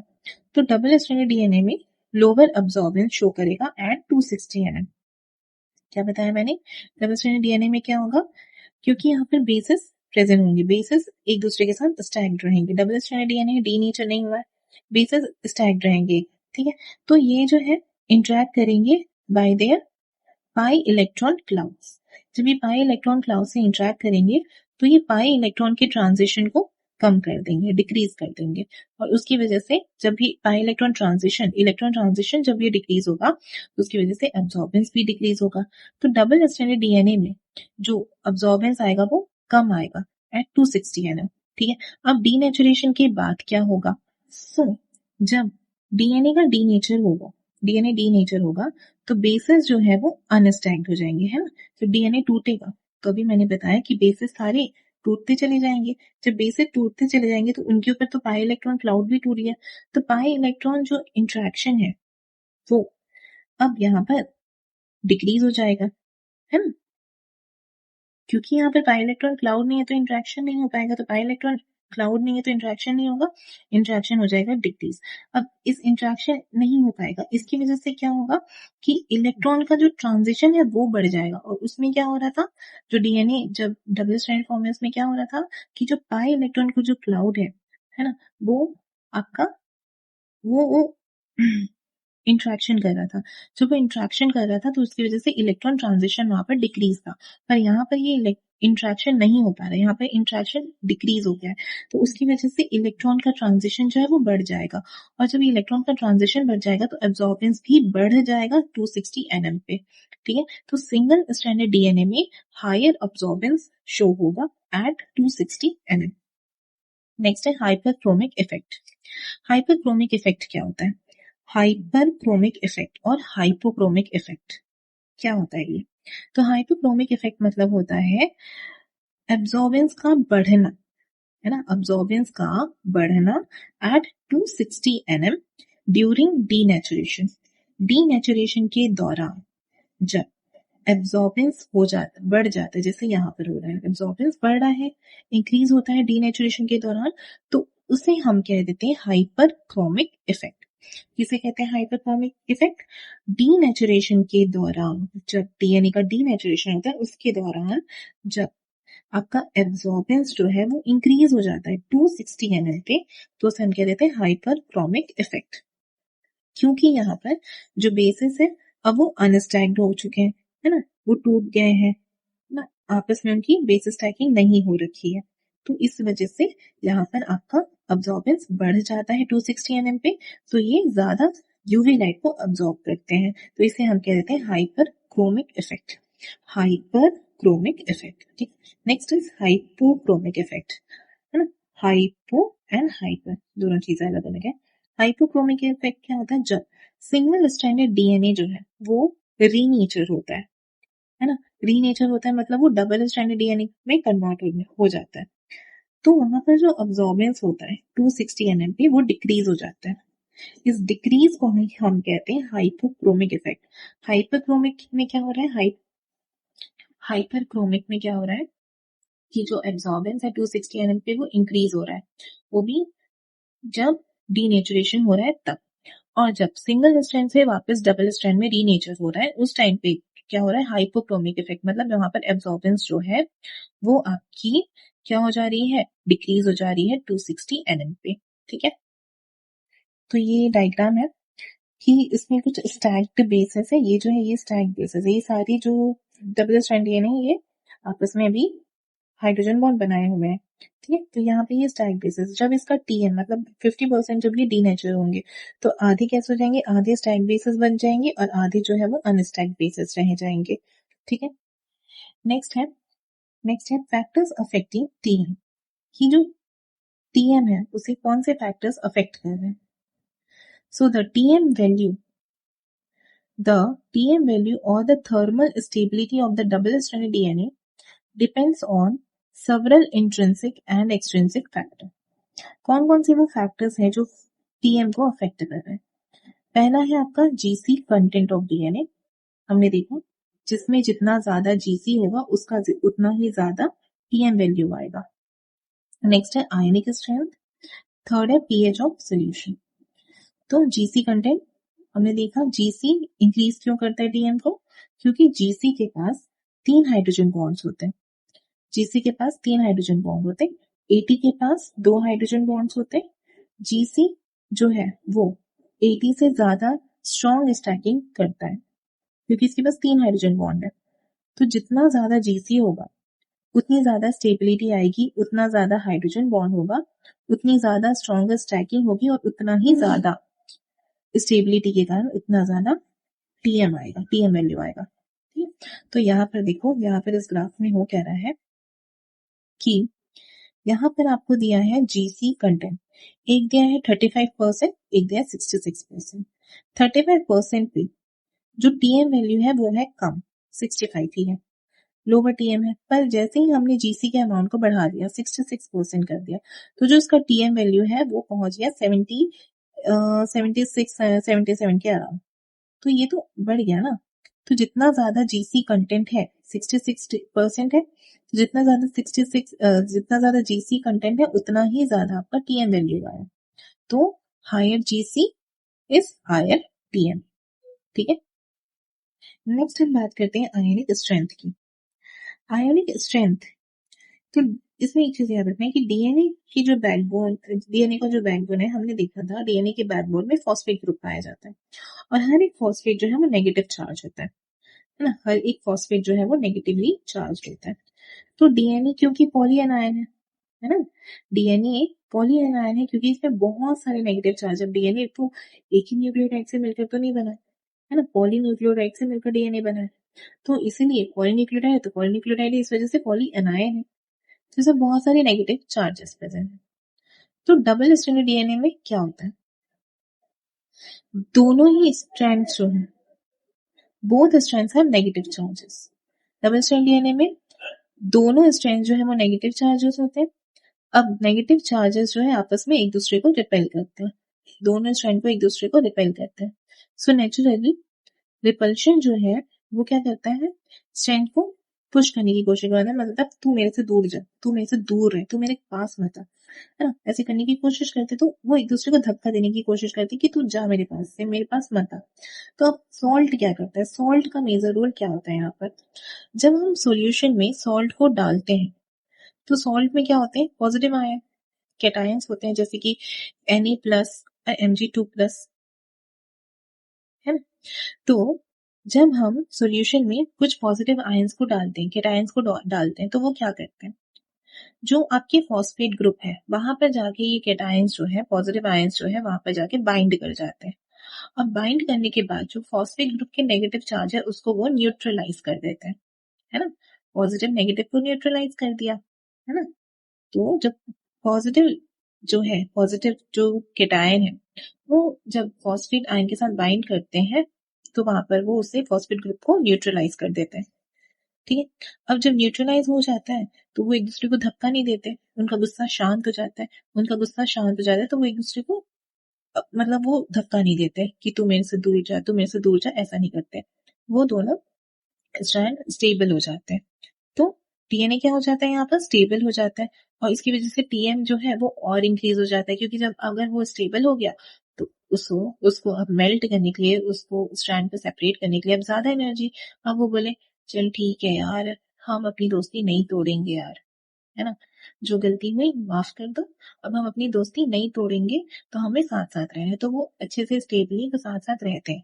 ठीक है, तो अब उन्हें तोड़ने के लिए ज्यादा ज्यादा ही मेहनत करनी पड़ेगी, ज्यादा टीएम वैल्यू लगाना पड़ेगा, है ना, क्योंकि उनका गुस्सा तो शांत कर दिया गया, है ना। तो क्या बताया मैंने इसमें कि सॉल्ट क्या करते हैं, सॉल्ट में होते हैं कैटायन, पॉजिटिव आयंस, है ना, Na+ और Mg2+। ये क्या करते हैं, फॉस्फेट ग्रुप के साथ बाइंड करते हैं। जब फॉस्फेट ग्रुप के साथ ये बाइंड होते हैं तो ये उनका जो हिस्सा होता है ना, जो उनकी रिपल्शन पावर होती है उसको वो न्यूट्रलाइज कर देते हैं, जो नेगेटिव आयन है उसको वो न्यूट्रलाइज कर देते हैं। ठीक है, तो वहां पर जो स्ट्रैंड्स है वो स्टेबल हो जाते हैं, वो आपस में साथ में रहने लगते हैं। तो जब वो स्ट्रैंड्स, जो डीएनए स्ट्रैंड है वो स्टेबल हो जाते हैं, DNA become more stable and TM जो है वो इंक्रीज हो जाता है। तो ठीक है, अब अगर सॉल्ट का कंसंट्रेशन कम है, अब सॉल्ट का कंसंट्रेशन कम है तो न्यूट्रलाइजेशन कैसे होगा, न्यूट्रलाइजेशन नहीं हो पाएगा। न्यूट्रलाइजेशन नहीं होगा तो उसमें रिपल्शन और ज्यादा बढ़ेगी, क्योंकि उनका गुस्सा शांत करने वाला ही नहीं है, तो वो गुस्सा करके एक दूसरे से दुश्मनी मोड़ लिए और वो एक दूसरे से अलग हो जाते हैं, डीएनए इजिली सेपरेट हो जाता है। तो टीएम उससे क्या हो जाएगा, डिक्रीज हो जाएगा, टीएम कम हो जाएगा, है ना। उनको तोड़ने के लिए, मतलब उन दोनों को अलग करने के लिए ज्यादा मेहनत ही नहीं करनी पड़ेगी। तो एक बार बोलेंगे वो बुरा आदमी है, वो भी मान लेगा हाँ यार वो मेरे साथ भी बुरा किया है ना, तो वो अलग हो जाएंगे। तो उनको तोड़ने में ज्यादा मेहनत लगेगी नहीं लगेगी, तो टीएम वैसे ही डिक्रीज हो जाएगा वहां पर। ठीक है, next is low ionic strength, मतलब अगर आयनिक स्ट्रेंथ कम है तो टीएम वहां पर लो है। अगर सॉल्ट कंसेंट्रेशन ही कम है तो वहां पर जो टीएम वैल्यू वो कम आएगी। अगर सॉल्ट कंसेंट्रेशन या आयनिक स्ट्रेंथ जो है वो हाई है तो टीएम वैल्यू भी हाई आएगी। तो more salt, more stability, higher TM. ठीक है, next is pH, next factor is pH. तो पीएच क्या कहता है, पीएच जो है प्रोटोनेशन स्टेट को, बेसिस की प्रोटोनेशन स्टेट को चेंज कर देता है। प्रोटोनेशन मतलब प्रोटॉन को गेन करने की एबिलिटी, उसे हम कहते हैं प्रोटोनेशन। डीप्रोटोनेशन मतलब प्रोटॉन को लूज करने की एबिलिटी। ठीक है, तो प्रोटोनेशन और डीप्रोटोनेशन, तो जब हाइड्रोजन बॉन्डिंग होती है डीएनए में, वो डिपेंड करती है on correct protonation of basis. अगर प्रोटोनेशन स्टेट चेंज हो रहा है तो हाइड्रोजन बॉन्ड टूट जाएगा। मतलब हाइड्रोजन बॉन्ड कब टूटेगा? जब प्रोटोनेशन स्टेट चेंज हो रहा है। लाइक एक चीज आप लोग को आपने पढ़ी होगी, हम पढ़ते हैं, ये आपका न्यूट्रल पीएच होता है 7 है। 7 के 7 से कम जितने भी होते हैं, यहाँ से आप ये स्टार्ट कर लो 1 2 3 4 5 6 है ना, 7 के बाद 14 तक जितने भी आपके पीएच होते हैं, तो जब 7 से कम पीएच होते हैं तो इसके पास जो प्रोटॉन होती है वो बहुत ज्यादा, मतलब इनके पास बहुत ज्यादा प्रोटॉन होती है। ठीक है? अगर पीएच लो होता है 7 से तो मतलब ये हाईली प्रोटोनेटेड स्टेट है। अगर 7 से हाई रहता है ना, इसका पीएच पीएच वैल्यू अगर 7 से ज्यादा है तो यहाँ पर जो प्रोटॉन की स्टेट है वो कम रहती है और यहाँ पर ज्यादा रहती है इस स्टेट में। ठीक है, तो जो हाई, अगर हाई पीएच है ना, मैंने बताया 7 से अगर ज्यादा है, हाई पीएच मतलब 7 से ज्यादा, तो वो बेसिक हुआ है ना। जो हाई पीएच होता है उसको हम बेसिक कहते हैं, जो लो पीएच होता है उसको एसिडिक कहते हैं। तो हाई पीएच अगर हुआ तो यहाँ पर क्या होगा कि बेसिस जो होते हैं वो प्रोटॉन को लूज करना स्टार्ट करेंगे। जो बेसिस होंगे वो अपने प्रोटॉन्स को सॉल्यूशन में लूज करना स्टार्ट करेंगे, जैसे कि ग्वानिन। ग्वानिन का जो पीकेए वैल्यू है, ये पीकेए वैल्यू आप अमीनो एसिड के चैप्टर में हम पढ़ेंगे, तो ग्वानिन का जो पीकेए वैल्यू है वो होता है 9.7 के अराउंड। तो 9.7 क्या है? 7 से ज्यादा है ना। तो यहाँ पर अब ये क्या करेगा, प्रोटॉन्स उसके पास कम, ये लूज करने लगेगा अपने प्रोटॉन्स, है ना, इसके पास प्रोटॉन कम हो जाएंगे। तो जब पीएच 10 तक पहुंचेगा, जब 10 तक पहुंचेगा तो जो N1 होगा ग्वानिन का, जो हाइड्रोजन बॉन्ड बनाते हैं ना, N1 क्या करता है, ग्वानिन का हाइड्रोजन बॉन्ड बनाता है, हमने पढ़ा था प्यूरिन्स और पायरिमिडीन में, है ना, हमने पढ़ा था ना कि प्यूरिन्स में जो होता है आपका 9th पोजीशन बनाता है और पायरिमिडीन्स में आपका फर्स्ट पोजीशन बनाता है, फर्स्ट एन बनाता है, पढ़ा था ना हमने। तो मैंने शायद कुछ उल्टा बोल दिया, एक बार आप लोग देख लेना उस वीडियो को। तो N1 जो होता है ग्वानिन का, वो प्रोटॉन को लूज करता है ना, डीप्रोटोनेटेड। डीप्रोटोनेटेड मतलब प्रोटॉन को लूज करना। ठीक है, क्योंकि जो प्रोटॉन है, जो प्रोटॉन है वो पार्टिसिपेट करता है इन हाइड्रोजन बॉन्डिंग। ये जो प्रोटॉन है ये हाइड्रोजन बॉन्डिंग में पार्टिसिपेट करता है विद साइटोसिन। ये इसका जो लॉस है, अगर ये प्रोटॉन नहीं रहा आपके पास तो ये डीस्टेबलाइज कर देगा डीएनए के डबल हेलिक्स को। तो हाई पीएच पे डीप्रोटोनेशन हो जाता है, और अगर डीप्रोटोनेशन होगा तो हाइड्रोजन बॉन्ड टूट जाएगा, और हाइड्रोजन बॉन्ड अगर इजिली टूट जाएगा तो टीएम वैल्यू कम हो जाएगी, क्योंकि उसे मेहनत करनी ही नहीं पड़ेगी, है ना। हाँ, तो हमने ग्वानिन का एक चीज देखा था, ग्वानिन में हमने देखा था ना, ग्वानिन और साइटोसिन में 3 हाइड्रोजन बॉन्ड होते हैं, उसका हाइड्रोजन बॉन्ड की हमने पोजीशन याद की थी 6 4 1 3 2 2। आई एम सो सॉरी, मैं आप लोगों को ना गलती से जो क्या बोलते हैं ग्लाइकोसिडिक बॉन्ड जब बनता है ना, मैं वो वाला याद कर ली थी। नहीं, इसमें हाइड्रोजन बॉन्ड जो हमने पढ़ा था ना, ये 6 4 1 3 2 2 हमने याद किया था। तो जो ग्वानिन है उसके पास तो 3 हाइड्रोजन बॉन्ड होती है ना साइटोसिन के साथ, तो ये जो बीच वाली है, ये वाली 1 और 3 वाली, तो ये वाली जो है ये अपना जो प्रोटॉन है ये लूज कर देती है, तो यहाँ पर हाइड्रोजन बॉन्ड नहीं बन पाता साइटोसिन के साथ, ये आप स्ट्रक्चर में अभी देखना। ठीक है, तो चलो अब लो पीएच पे क्या होगा। अब पीएच अगर 3 है, 7 से कम है, एसिडिक पीएच है, तो बेसिस जो है अब एक्सेसिवली प्रोटोनेटेड हो जाएंगे। अभी मैंने बताया ना कि प्रोटोनेटेड हाईली प्रोटॉन कब होंगे, जब 7 से कम होंगे तो हाईली प्रोटॉन होंगे, और 7 से ज्यादा होंगे तो वो प्रोटॉन से, मतलब उसमें प्रोटॉन कम हो जाएंगे। ठीक है, तो below pH 3 bases become excessively protonated, hydrogen bond acceptors जो है get protonated. Hydrogen bond acceptor जो है वो पार्टिसिपेट करते हैं बेस पेयरिंग में। ठीक है, बेस पेयरिंग। तो in their protonated form, this bases can no longer form hydrogen bond. अब जब इनके पास ज्यादा प्रोटॉन आ जाएगा तो ये बेसिस जो हाइड्रोजन बॉन्ड नहीं बना पाएंगे, है ना। सो बेस पेयरिंग डिस्टर्ब हो जाएगा, डीएनए जो है वो अनस्टेबल हो जाएगा। मतलब लो पीएच में अब उनके पास एक्सेस प्रोटोनेशन आ गया तो भी हाइड्रोजन बॉन्ड टूट जाएंगे और टीएम वैल्यू लो हो जाएगी। ठीक है, तो इससे आपको क्या समझ में आया कि अगर पीएच आपका हाई हो तो भी आपका हाइड्रोजन बॉन्ड टूटेगा और अगर लो हो तो भी आपका हाइड्रोजन बॉन्ड टूटेगा। तो सबसे स्टेबल कौन सा पीएच है? पीएच 7। पीएच 7 सबसे स्टेबल है क्योंकि ये न्यूट्रल पीएच है। यहाँ पर प्रोटोनेशन स्टेट प्रॉपर होगी, प्रॉपर हाइड्रोजन बॉन्डिंग होगी, मैक्सिमम स्टेबिलिटी होगी। तो टीएम जो है वो हाईएस्ट कहाँ पर दिखेगा आपको? टीएम जो है हाईएस्ट दिखेगा नियर न्यूट्रल पीएच। ठीक है, न्यूट्रल पीएच में आपको टीएम हाईएस्ट दिखेगा। एसिडिक कंडीशन में भी आपका जो टीएम है वो लो जाएगा, हाइड्रोजन बॉन्ड जल्दी टूट जाएंगे क्योंकि वहां पर प्रोटॉन सफिशिएंट नहीं होगा। और जो लो पीएच अगर एसिडिक कंडीशन है इसमें इतना ज्यादा प्रोटॉन हो जाएगा कि वो हाइड्रोजन बॉन्ड भी बनने नहीं देगा, तो यहाँ पर भी टूट जाएगा। तो सबसे ज्यादा स्टेबल कब होगा? जब पीएच आपके न्यूट्रल पीएच में रहेगा, तब वहां पर हाइड्रोजन बॉन्डिंग स्टेबल होगी, मैक्सिमम स्टेबिलिटी होगी और टीएम जो है वो हाईएस्ट होगी नियर न्यूट्रल पीएच। ठीक है, जैसे हम बात करें जीसी जिसकी हम बात कर रहे थे 1 और 3 पे ये हाइड्रोजन बॉन्ड करता है 1-3 पे। तो यहाँ पर अभी जब पीएच 7 है ना, जब न्यूट्रल पीएच है तो गुवानिन यहाँ पर अपना हाइड्रोजन बॉन्डिंग कर रहा है। फिर जैसे ही हमने इसके पीएच को चेंज कर दिया, तो जैसे ही हमने इसका पीएच चेंज कर दिया है ना, पीएच 10 पे वो अपने प्रोटॉन लूज करने लग गया। प्रोटॉन लूज करने लगा तो इसके पास उतने सफिशिएंट प्रोटॉन है ही नहीं यहाँ पर हाइड्रोजन बॉन्ड बनाने के लिए, तो यहाँ पर हाइड्रोजन बॉन्ड एब्सेंट है। देखिए, देख सकते हो आप लोग कि यहाँ पर हाइड्रोजन बॉन्ड एब्सेंट है। ठीक है, नेक्स्ट हम बात करेंगे क्वांटिफिकेशन ऑफ न्यूक्लिक एसिड की। क्वांटिफिकेशन का मतलब क्या होता है? मेजरिंग हाउ मच डीएनए और RNA is present in solution, कि एक सॉल्यूशन में आपके पास डीएनए और आरएनए कितने अमाउंट में प्रेजेंट है। इसको हम कैसे मेजर करते हैं? यूवी स्पेक्ट्रोस्कोपी से मेजर करते हैं। ठीक है, क्वांटिफिकेशन कैसे किया जाता है, मेजर कैसे किया जाता है? यूवी स्पेक्ट्रोस्कोपी से हम इसे मेजर करते हैं। तो न्यूक्लिक एसिड जो है वो स्ट्रॉन्ग एब्जॉर्बेंस कब शो करते हैं? 240 से 275 नैनोमीटर पे जब रेंज आती है तो वहां पर न्यूक्लिक एसिड्स जो है डीएनए और आरएनए जो है वो स्ट्रॉन्गेस्ट अब्जॉर्बेंस शो करते हैं।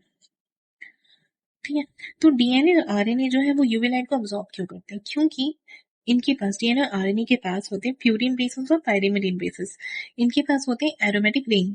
ये जो बेसिस है ना, प्यूरिन बेसिस और पायरिमिडिन बेसिस, इनके पास होते हैं, इन बेसिस के पास होते हैं एरोमेटिक रिंग्स और डीलोकलाइज पाई इलेक्ट्रॉन्स। तो ये जो पाई इलेक्ट्रॉन्स है, हमने पीछे भी पढ़ा था कि जो पाई इलेक्ट्रॉन्स होते हैं ना, वही यूवी लाइट को एब्सॉर्ब करते हैं।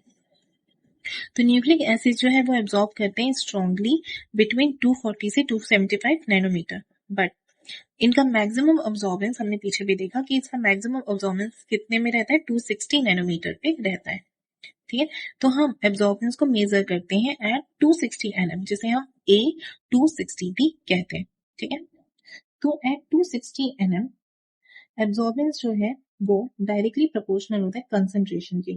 मतलब जितना ज्यादा कंसंट्रेशन आएगा, जितना ज्यादा कंसंट्रेशन होगा उसके साथ साथ आपका एब्जॉर्बेंस भी बढ़ता जाएगा। जैसे कि जैसे ज्यादा डीएनए है तो ज्यादा एब्जॉर्बेंस आएगा, कम डीएनए है तो कम एब्जॉर्बेंस आएगा। तो वो डायरेक्टली प्रोपोर्शनल रहता है एब्जॉर्बेंस और कंसंट्रेशन। तो जब हम इसका ग्राफ बनाएंगे तो ये डायरेक्टली प्रोपोर्शनल है, तो डायरेक्टली प्रोपोर्शनल का ग्राफ लीनियर फॉर्म में बनेगा। ठीक है, next is super coil form of DNA. Super coiling का मतलब क्या होता है? क्या होता है सुपर कॉइलिंग का मतलब?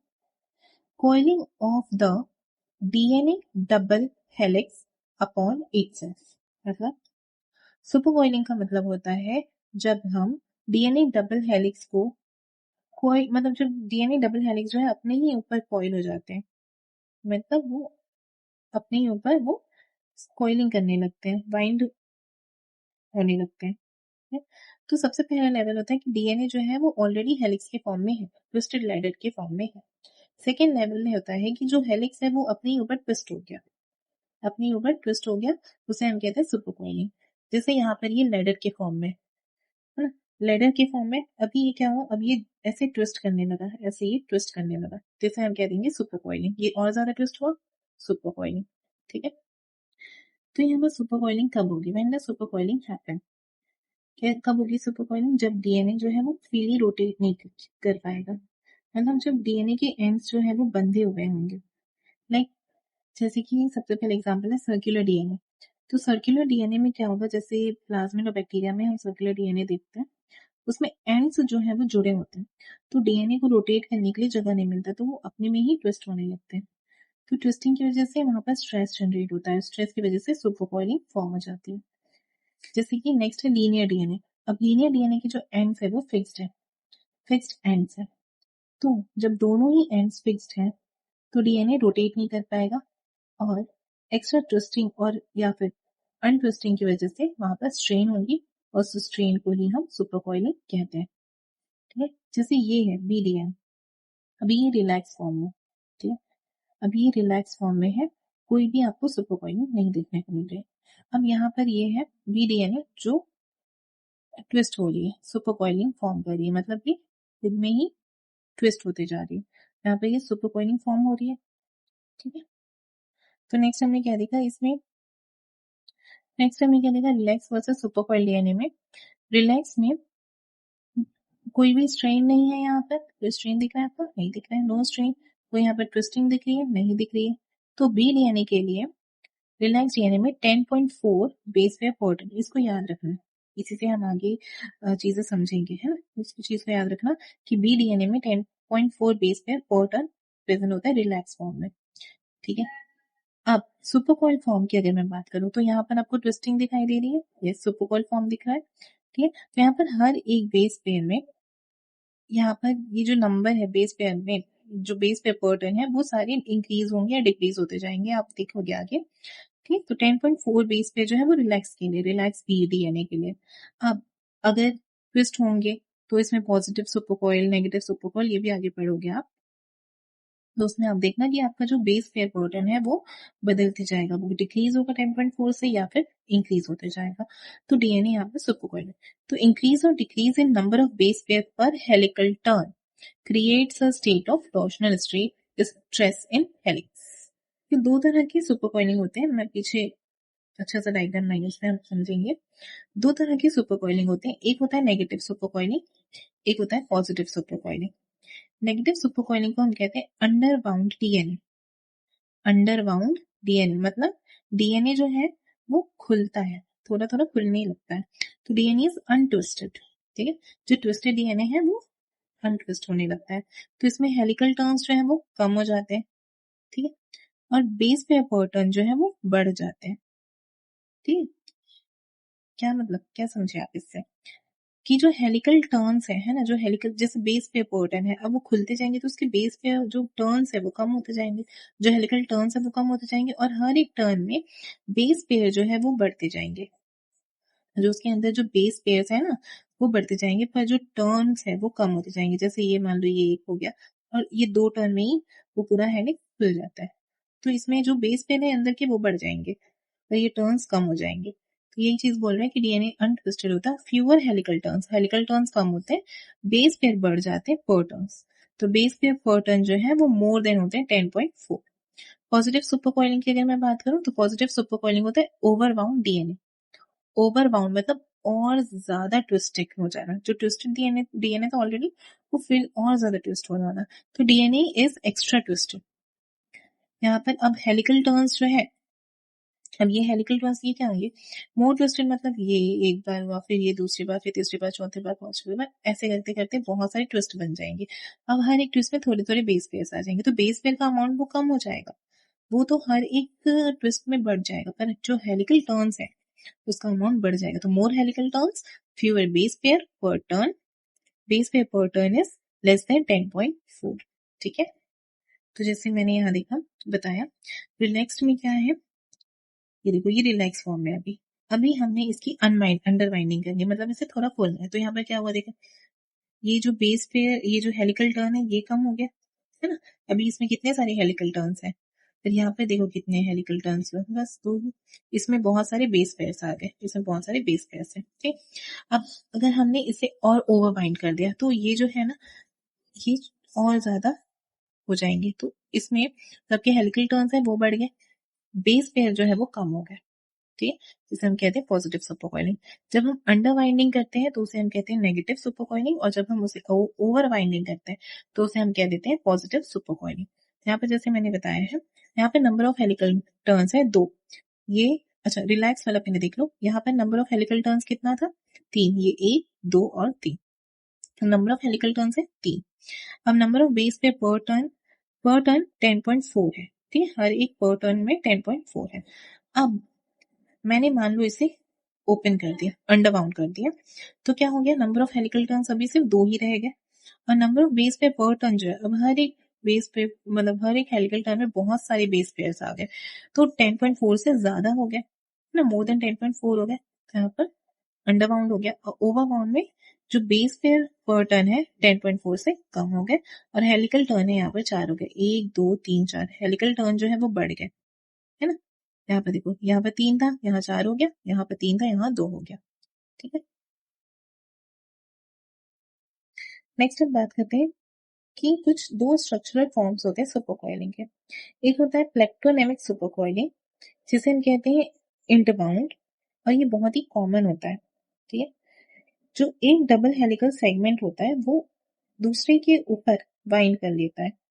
राइट हैंडेड डबल हेलिक्स बीडीएनए में जो पॉजिटिव सुपरकॉइल है वो लेफ्ट हैंडेड डायरेक्शन में होता है, और जो नेगेटिव सुपरकॉइल है वो राइट हैंडेड डायरेक्शन में होता है। नेक्स्ट होता है सोलेनॉइड टोरॉइडल सुपरकॉइलिंग। तो डीएनए डबल हेलिक्स जो है is bound in a cylindrical manner. ये सिलेंड्रिकल फॉर्म में ये घुमा हुआ होता है ना डीएनए डबल हेलिक्स। तो रैपिंग, इसका एग्जांपल है wrapping of a DNA helix around the histone core to form nucleosome. तो हिस्टोन कोर में कैसे जुड़ता है? मान लो ये हिस्टोन कोर है, इसमें ऐसे जुड़ता है ना, एक बार ऐसे जुड़ेगा, फिर यहाँ से आएगा, फिर ऐसे जुड़ेगा, फिर ऐसे जुड़ेगा, ऐसे जुड़ता है ना। तो यहाँ पे ये सिलेंडर के फॉर्म में वो जुड़ता है। तो wrapping of a DNA helix around the histone core to form nucleosome structure है यूकेरियोट्स में। राइट हैंडेड बीडीएनए में पॉजिटिव सोलेनॉइड की अगर मैं बात करूं तो पॉजिटिव, देखो ऐसे याद रखना, पॉजिटिव है, अच्छा है, तो राइट में भेजेंगे हम इसे positive solenoid right handed, negative solenoid left handed. ठीक है, तो ये वही चीज यहाँ पे दिया है। सुपरकॉइल्स इन बीडीएनए, प्लेक्टोनॉमिक सुपरकॉइलिंग और टोरॉइडल सुपरकॉइलिंग 2 टाइप के होते हैं। प्लेक्टोनॉमिक में पॉजिटिव की बात करूं तो ये पॉजिटिव जो है वो लेफ्ट हैंडेड होगा। अच्छा, ओके ओके, दोनों में अलग अलग है। पॉजिटिव प्लेक्टोनॉमिक में पॉजिटिव जो है वो लेफ्ट हैंडेड होगा, और नेगेटिव जो है वो राइट हैंडेड होगा। यहाँ पर ये दोनों अपोजिट होंगे, मतलब पॉजिटिव जो है वो लेफ्ट हैंडेड होगा और नेगेटिव जो है राइट हैंडेड होगा। और टोरॉइडल में पॉजिटिव राइट हैंडेड होगा और नेगेटिव लेफ्ट हैंडेड होगा। तो बहुत से डीएनए जो है उसमें जो ऑर्गेनिज्म पाए जाते हैं ना, मोस्ट डीएनए मतलब उसमें जो ऑर्गेनिज्म पाए जाते हैं वो नेगेटिवली सुपरकॉइल स्टेट में प्रेजेंट होते हैं, जिसमें हेलिकल टर्न्स की डेफिशिएंसी होती है, कम होते हैं हेलिकल टर्न्स, बेस पेयर ज्यादा होते हैं। ठीक है, तो ये एक बार देख लेते हैं ओरिजिन ऑफ सुपरकॉइलिंग। सबसे पहले है रिलैक्स डीएनए में। तो हमें इमेजिन करो कि एक आपके पास सर्कुलर डीएनए जिसका लेंथ है 50 to 100 बेस पेयर्स का, और नॉर्मल वी डीएनए जो होता है उसमें होता है 10.4 बेस पेयर पर turn. So number of turns in relax state कितना होगा? इसे हम डिवाइड कर देंगे, आपके पास आ जाएगा 500 टर्न्स। सो रिलैक्स डीएनए में होंगे 500 हेलिकल टर्न्स। तो यहाँ पर ना कोई स्ट्रेस है ना स्टेबल है, हैप्पी डीएनए है ये, क्योंकि ये आपका रिलैक्स डीएनए है अभी। अब हमने इस रिलैक्स डीएनए को 50 टाइम्स ट्विस्ट कर दिया, ज्यादा ट्विस्ट कर दिया राइट हैंडेड डायरेक्शन में। तो 500 तो इसका ओरिजिनल हेलिकल टर्न्स था, उस पे हमने 50 टाइम्स और ऐड कर दिया और ट्विस्ट कर दिया। तो 500 में 50 को ऐड कर दो, एक्स्ट्रा टर्न्स है तो 550 टर्न्स हो गए। बट जो डीएनए का लेंथ है वो तो स्टिल 5 टू, ये जो डीएनए का लेंथ है वो तो नहीं बदल रहा है ना, ये तो 5200 बेस पेयर का ही है। तो हमने इसे अब डिवाइड करना है, 5200 डिवाइडेड बाई 550, तो यहाँ पर आ जाएगा आपका 9.4 बेस पेयर पर टर्न। तो यहाँ पर अब क्या हुआ कि सबसे पहले बेस पे पर टन कितना था, यहाँ पर 10.4 बेस पे पर टन था। अब यहाँ पर क्या हुआ, जब हमने और ज्यादा एक्सिस ट्विस्ट कर दिया तो क्या हुआ, यहाँ पर सब पहले 10.4 था, बाद में 9.4 बेस पे पर टन हो गया। ठीक है, तो इससे हमें क्या समझ में आया कि डीएनए जो है और टाइट हो गया और डीएनए ओवर बाउंड हो गया, जिसकी वजह से स्ट्रेस क्रिएट हुआ। और इस स्ट्रेस को रिड्यूस करने के लिए डीएनए जो है वो पॉजिटिव सुपरकॉइल फॉर्म में आ गया, है ना। अब नेक्स्ट, अब हमने उसे 50 टाइम्स ऑपोजिट डायरेक्शन में ट्विस्ट कर दिया, मतलब थोड़ा अनबाउंड कर दिया, उसे खोल दिया थोड़ा सा। तो पहले 500 ओरिजिनल टर्न थे, अब उसमें हमने माइनस किए 50 टर्न्स, तो यहाँ पर हो गया 450 टर्न्स। तो कितने आपकी ये जो बेस पेयर है, ये जो है ना 5200, ये तो नहीं, इसका लेंथ तो चेंज नहीं हुआ, तो इसमें हम डिवाइड कर देंगे 450, कितने आए 11.5 बेस पेयर पर टर्न। तो सबसे पहले 10.4 था जो ओरिजिनल रिलैक्स डीएनए में था, अब क्या हो गया 11.5 बेस पेयर पर टर्न। इसका मतलब क्या हुआ कि डीएनए जो है लूज हो गया, उसमें टर्न्स जो है वो कम हो गए, पर उसके जो बेस पेयर है वो बढ़ गया। DNA is underbound, this is also unstable. तो इस स्ट्रेस को भी रिलीव करने के लिए डीएनए जो है वो नेगेटिव सुपरकॉइल बना लिया, ठीक है। तो मोर टर्न्स, अगर ज्यादा टर्न है लेस बेस पेयर पर टर्न, पॉजिटिव सुपरकॉइल। अगर लेस टर्न है, कम टर्न है, तो उसमें मोर बेस पेयर आएंगे, है ना, नेगेटिव सुपरकॉइल। ये मैंने बताया कि अगर आपके पास टर्न्स कम है, टर्न्स अगर कम है तो बेस पेयर उसमें बढ़ जाएंगे, टर्न्स कम है, कम टर्न्स है तो बेस पेयर तो उसी में ऐड होते जाएंगे ना, जितने कम टर्न्स आ रहे हैं आपके तो उसमें बेस पेयर ऐड होते जाएंगे। पर अगर टर्न्स बढ़ जाएंगे तो बेस पेयर सारे उसमें ऐड होके हर एक में कम बेस पेयर आएंगे, हर एक टर्न में कम बेस पेयर आएंगे। तो more turns less base pair turn, and less turn more base pair पर turn. Next concept is linking number. Linking number क्या होता है? लिंकिंग नंबर होता है कि जो आपका डीएनए स्ट्रैंड है वो कितनी बार क्रॉस कर रहा है दूसरे सर्कुलर डीएनए को, कि जो आपका डीएनए स्ट्रैंड है, एक जो डीएनए स्ट्रैंड है वो कितनी टाइम दूसरे सर्कुलर डीएनए को क्रॉस कर रहा है। और ये कहाँ देखने को मिलता है आपको? कोवेलेंटली क्लोज सर्कुलर डीएनए में, प्लाज्मिड में और सर्कुलर क्रोमोसोम में। जैसे यहाँ पर देखो, ये एक दूसरा डीएनए है और ये दूसरा डीएनए जो क्रॉस कर रहा है, तो ये यहाँ पर 6 टाइम्स जो है वो क्रॉस कर रहा है, तो यहाँ पर इसका लिंकिंग नंबर कितना आ जाएगा? 6। इसके कुछ इंपॉर्टेंट प्रॉपर्टीज हैं। लिंकिंग नंबर जो होते हैं वो हमेशा इंटीजर होते हैं, इस फॉर्म में आपको देखने को मिलेंगे 6, 7, 8, 10 इस फॉर्म में। कभी भी आपको 6.5, 7.2 ऐसे नहीं देखने को मिलेंगे, हमेशा वो इंटीजर के फॉर्म में ही देखने को मिलेंगे। लिंकिंग नंबर एक टोपोलॉजिकल प्रॉपर्टी है। टोपोलॉजिकल प्रॉपर्टी का मतलब होता है कि ये डिपेंड करते हैं जो only whether strands are linked और नॉट, स्ट्रैंड्स लिंक कर रहे हैं कि नहीं, उसी पे बस ये डिपेंड करते हैं, वो उसकी शेप पे डिपेंड नहीं करते, है ना, कि वो कैसे शेप में वो उस पे लिंक कर रहे हैं, उस पे वो डिपेंड नहीं करते, वो केवल डिपेंड करते हैं लिंक कर रहे हैं कि नहीं, वो चाहे भले किसी भी शेप में हो, उससे वो मैटर नहीं करता, बस उनको देखना है लिंक कर रहे हैं या नहीं कर रहे हैं, ठीक। तो बेंड डीएनए हो, स्ट्रेच डीएनए हो, change pitch, change twisty format, still LK जो है, मतलब जो स्टिल जो लिंकिंग नंबर है वो सेम रहेगा, जब तक आप फॉस्फोडाइस्टर को तोड़ ना दो तब तक आपका लिंकिंग नंबर चेंज नहीं होगा। लिंकिंग नंबर सेम रहेगा, जब तक आप फॉस्फोडाइस्टर बॉन्ड को तोड़ ना दो तब तक आपका लिंकिंग नंबर जो है वो सेम रहेगा, ठीक है। तो जो लिंकिंग नंबर होता है कोवेलेंटली क्लोज सर्कुलर डीएनए के लिए form by right handed double helix, ये होता है पॉजिटिव, और जो लेफ्ट हैंडेड डीएनए हेलिक्स है वो होता है नेगेटिव। तो दो डीएनए मॉलिक्यूल अगर लिंकिंग नंबर से डिफर कर रहे हैं तो उसे हम कह देते हैं टोपोलॉजिकल आइसोमर्स। क्या कह देते हैं? टोपोलॉजिकल आइसोमर, क्योंकि लिंकिंग नंबर एक टोपोलॉजिकल प्रॉपर्टी है, इसलिए अगर दो डीएनए मॉलिक्यूल डिफर कर रहे हैं केवल लिंकिंग नंबर में तो उसे हम कह देते हैं टोपोलॉजिकल आइसोमर्स या फिर topo isomers of one another. तो सेल में लिंकिंग नंबर चेंज होता है by the enzyme called topo isomerase, है ना, हम पढ़ते हैं टोपो आइसोमरेज 1, टोपो आइसोमरेज 2। तो टोपो आइसोमरेज जो है वो लिंकिंग नंबर चेंज कब होता है? जब फॉस्फोडाइस्टर बॉन्ड टूटता है, और फॉस्फोडाइस्टर बॉन्ड को तोड़ने का काम कौन करता है? टोपो आइसोमरेज एंजाइम, जो ब्रेक और रिसील करता है डीएनए के डबल हेलिक्स, मतलब फॉस्फोडाइस्टर बॉन्ड। टाइप 1 टोपो आइसोमरेज की अगर मैं बात करूं तो ये फॉस्फोडाइस्टर बॉन्ड को ब्रेक करता है केवल एक स्ट्रैंड का ऑफ द डीएनए, है ना, और allowing one strand to rotate around the other, और एक ही स्ट्रैंड को वो रोटेट करने देता है दूसरे स्ट्रैंड के ऊपर। टाइप 2 टोपो आइसोमरेज जो है वो ब्रेक करता है phosphodiester bond bonded both the DNA strand, दोनों ही स्ट्रैंड को वो कट कर देता है। ठीक है, नेक्स्ट हम बात करते हैं ट्विस्ट नंबर और ड्रिफ्ट नंबर की। तो इसमें एक फॉर्मूला याद रखना है कि लिंकिंग नंबर जो है वो इक्वल होता है twist number plus drift number.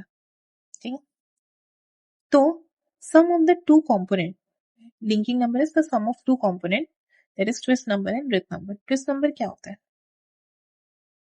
Twist number होता है कि हेलिकल टर्न्स कितने हैं डीएनए में, हेलिकल टर्न्स कितने हैं, सुपर कॉइलिंग मतलब सॉरी हेलिकल टर्न्स कितने हैं, टर्न्स यहाँ पर पता चलता है हेलिकल टर्न्स कितने हैं डीएनए में, वो कौन देखता है? Twist number. और रिथ नंबर क्या कहता है? रिथ नंबर देखता है, चेक करता है सुपर कॉइलिंग कितना है हेलिक्स में, है ना, डीएनए कितने सुपर कॉइलिंग कितने लूप्स बना रहा है, वो कौन चेक करता है? वो चेक करता है रिथ नंबर। ट्विस्ट नंबर का काम होता है हेलिकल टर्न्स चेक करना, और रिथ नंबर का काम होता है सुपर कॉइलिंग लूप्स को चेक करना, कितने लूप्स बन रहे हैं, नंबर ऑफ लूप्स। ठीक है, तो जो रिलैक्स सर्कुलर डीएनए है इसमें जो लिंकिंग नंबर होता है वो इक्वल होता है टू ट्विस्ट नंबर। तो linking number is equal to twist number, that is twist is equal to 0। अच्छा, मैंने क्या बोला कि रिलैक्स सर्कुलर डीएनए जो है इसमें लिंकिंग नंबर जो है वो ट्विस्ट नंबर के इक्वल होता है। तो लिंकिंग नंबर जो है, जो भी लिंकिंग नंबर आएगा वो ट्विस्ट नंबर के इक्वल होगा, मतलब लिंकिंग नंबर और ट्विस्ट नंबर जो है वो इक्वल होगा। मान लो अगर लिंकिंग नंबर 6 है तो आपका ट्विस्ट नंबर भी 6 होगा।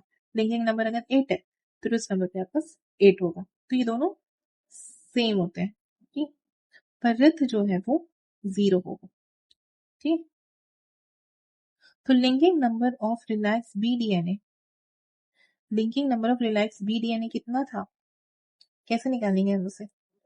n divided by 10.4। n यहाँ पर क्या है? Number of base pair in DNA molecule. उस डीएनए मॉलिक्यूल में आपके कितने बेस पेयर है?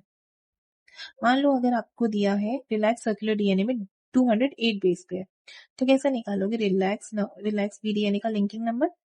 208 n बाय 10.4 में 208 बाय 10.4 20। तो यहाँ पर अभी मैंने बताया कि लिंकिंग नंबर जो है ट्विस्ट नंबर के इक्वल होगा। तो twist is 20, wreath is 0 and linking number is 20। तो ये हो गया आपका रिलैक्स डीएनए। ठीक है, कुछ इंपॉर्टेंट डिफरेंस है लिंकिंग नंबर, ट्विस्ट नंबर और रिथ नंबर में। तो लिंकिंग नंबर जो है ये होता है टोपोलॉजिकल प्रॉपर्टी। ठीक है, इसे और शेप वेप से कोई मतलब नहीं होता, इसे बस लिंक, ये लिंक जहां पर हो रहा है सिर्फ उसी में मतलब रखता है। ट्विस्ट और रिथ जियोमेट्रिकल प्रॉपर्टी होते हैं।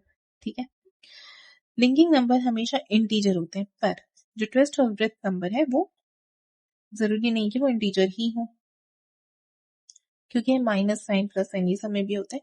लिंकिंग नंबर की अगर मैं बात करूं, ये तभी चेंज होते हैं जब डीएनए को हम फॉस्फेटाइस्टर बॉन्ड को अगर हम कट करें, पर ये जो ट्विस्ट ऑफ ब्रेथ है ये अपने आप को एडजस्ट करते हैं, कंटिन्यूसली एडजस्ट करते जाते हैं, जैसे जैसे हेलिकल टर्न्स बदलते हैं ये जो, तो वो अपने आप को एडजस्ट करते जाते हैं ना। अगर हेलिकल टर्न अगर वो अंडर बाउंड हुआ, ओवर बाउंड हुआ, तो वो हेलिकल टर्न्स भी तो बढ़ेंगे घटेंगे, तो ट्विस्ट नंबर और ब्रेथ नंबर एडजस्ट होते जाते हैं उसके अकॉर्डिंगली। ठीक है, तो देखो चेंज इन लिंकिंग नंबर जो है, चेंज इन लिंकिंग नंबर जो है it is the measure of extent of DNA supercoiling of DNA molecule. ठीक, तो जो डीएनए मॉलिक्यूल है जिसका जो लिंकिंग नंबर है वो डिफर कर रहा है फ्रॉम द रिलैक्स, जो linking number of relax DNA उसे हम कहते हैं सुपर कॉइल्ड, है ना। लिंकिंग नंबर अगर डिफर करेगा तो सुपर कॉइल्ड कहलाएगा ना, रिलैक्स डीएनए में अलग है। रिलैक्स डीएनए से अगर वो रिलैक्स डीएनए ट्विस्ट हुआ तो वो सुपर कॉइल हुआ, है ना। जैसे हम यहाँ पर देखो, ये डायग्राम छोड़ो, यहाँ पर देखो केस ए। सबसे पहला केस है change in drift, change in drift with number, super coiling हो रही है, यहाँ पर देखो सुपर कॉइलिंग हो रही है ना। तो यहाँ पर ट्विस्ट जो है वो सेम है, रिमेन्स 20, ट्विस्ट यहाँ पर 20 है ना। एज्यूम कर लो कि जो ट्विस्ट है यहाँ पर 20, लाइक यहाँ देखो, अच्छा ये इसको देखो पहले, ये है, ये जो रिलैक्स चेन है इसमें जो लिंकिंग नंबर है वो है 20, रिलैक्स चेन। ट्विस्ट नंबर भी आपका 20 है, linking number is equal to twist number, और इतना यहाँ पर 0। अब हमने मान लो डीएनए को कट कर दिया, ठीक है, दो टर्न्स को कट करी और फिर वापस से जोड़ दिया, दो दो टर्न्स यहाँ पर हमने जोड़े, तो क्या होगा, ये चेंज इन एल के जो है वो -2 में आएगा। तो अभी यहाँ पर क्या होगा, रिथ में चेंज आएगा, रिथ मतलब सुपर कॉइलिंग, तो अब -2 में चेंज आएगा तो दो यहाँ पर सुपर कॉइलिंग हो जाएगी। तो जब -2 में चेंज आएगा तो लिंकिंग नंबर जो है वो हो जाएगा 18 और ट्विस्ट हो जाएगा आपका 20। लिंकिंग नंबर चेंज क्यों हुआ? क्योंकि यहाँ पर फॉस्फोडाइएस्टर बॉन्ड हमने तोड़ा। जब हमने फॉस्फोडाइएस्टर बॉन्ड हमने तोड़ा, इसकी वजह से लिंकिंग नंबर जो है वो चेंज हुआ। ठीक है, तो यहाँ पर लिंकिंग नंबर हो गया 18 और ट्विस्ट हो गया 20 ही है। ट्विस्ट में कोई छेड़खानी नहीं की गई है, तो ट्विस्ट है 20 और रिथ यहाँ पर है -2। ठीक है, -2। ठीक, तो यही चीज मैंने बताया कि ट्विस्ट रिमेन्स 20, ट्विस्ट यहाँ पर 20 ही रहेगा। सो रिथ यहाँ पर क्या हो जाएगा -2, है ना, क्योंकि हमने जो रिलैक्स डीएनए में हमने रखा था, रिलैक्स डीएनए में तो आपका लिंकिंग नंबर 20 था, ट्विस्ट नंबर 20 रहा, तो अभी ये ट्विस्ट नंबर तो सेम ही रहेगा, बस हमने काटा है, हमने लिंकिंग नंबर चेंज किया, काटने से फॉस्फोडाइएस्टर बॉन्ड को कट करने से हमने लिंकिंग नंबर चेंज कर दिया। तो twist remain same like 20, so wreath is -2। Wreath -2 क्या हुआ? क्योंकि हमने दो टर्न्स को रिजॉइन किए, डीएनए को कट किया और दो टर्न्स को रिजॉइन किए। तो because 18 is equal to 20 plus -2, ये LK linking number is equal to twist plus writhe. इस फॉर्मूला के हिसाब से यहाँ पर देखो, linking number is 18, twist number is 20 plus -2। तो डीएनए जो है यहाँ पर दो नेगेटिव सुपरकॉइल फॉर्म करेगा, इसे कहेंगे हम नेगेटिव सुपरकॉइल। अब हम बात करेंगे चेंज इन ट्विस्ट की, तो यहाँ पर कोई सुपरकॉइल नहीं बनेगी, रिथ जो है वो 0 रहेगा, ट्विस्ट जो है वो 18 होगा, है ना, ट्विस्ट यहाँ पर 18 रहेगा। ठीक है, कैसे 18 हुआ देखो, यहाँ पर आपका लिंकिंग नंबर है, अब 18 हो गया लिंकिंग नंबर, देखो ये लिंकिंग नंबर तो 18 हो गया, तो ट्विस्ट अब यहाँ पर 18 हो जाएगा। यहाँ पर ना हमने काटा है ना कुछ किया, है ना, हमने कुछ नहीं किया, यहाँ पर कट नहीं किया, वो जैसे का है वैसे ही है। लिंकिंग नंबर यहाँ पर 18 है, ट्विस्ट हो गया 18 और रिथ हो गया 0, तो writhe remain 0, twist is 18, 18 is equal to 18 plus 0, ये वही वाला formula, L K is equal to twist plus writhe, तो L K is 18, twist is 18 plus 0। So DNA जो है रिड्यूस कर लेगा, इंटरनल ट्विस्ट को वो कम कर लेगा, इंस्टेड ऑफ फॉर्मिंग लूप्स नहीं बनाएगा, this may cause local denaturation. Next हम देखेंगे व्हाट इज डेल्टा, मतलब चेंज इन लिंकिंग नंबर। तो change in linking number is linking number minus change in linking number of relax DNA. ठीक है, सो अगर change in linking number जो है वो नेगेटिव है, तो डीएनए जो है वो क्या होगा, नेगेटिवली सुपरकॉइल्ड। अगर change in linking number positive है, तो डीएनए क्या होगा, पॉजिटिवली सुपरकॉइल्ड।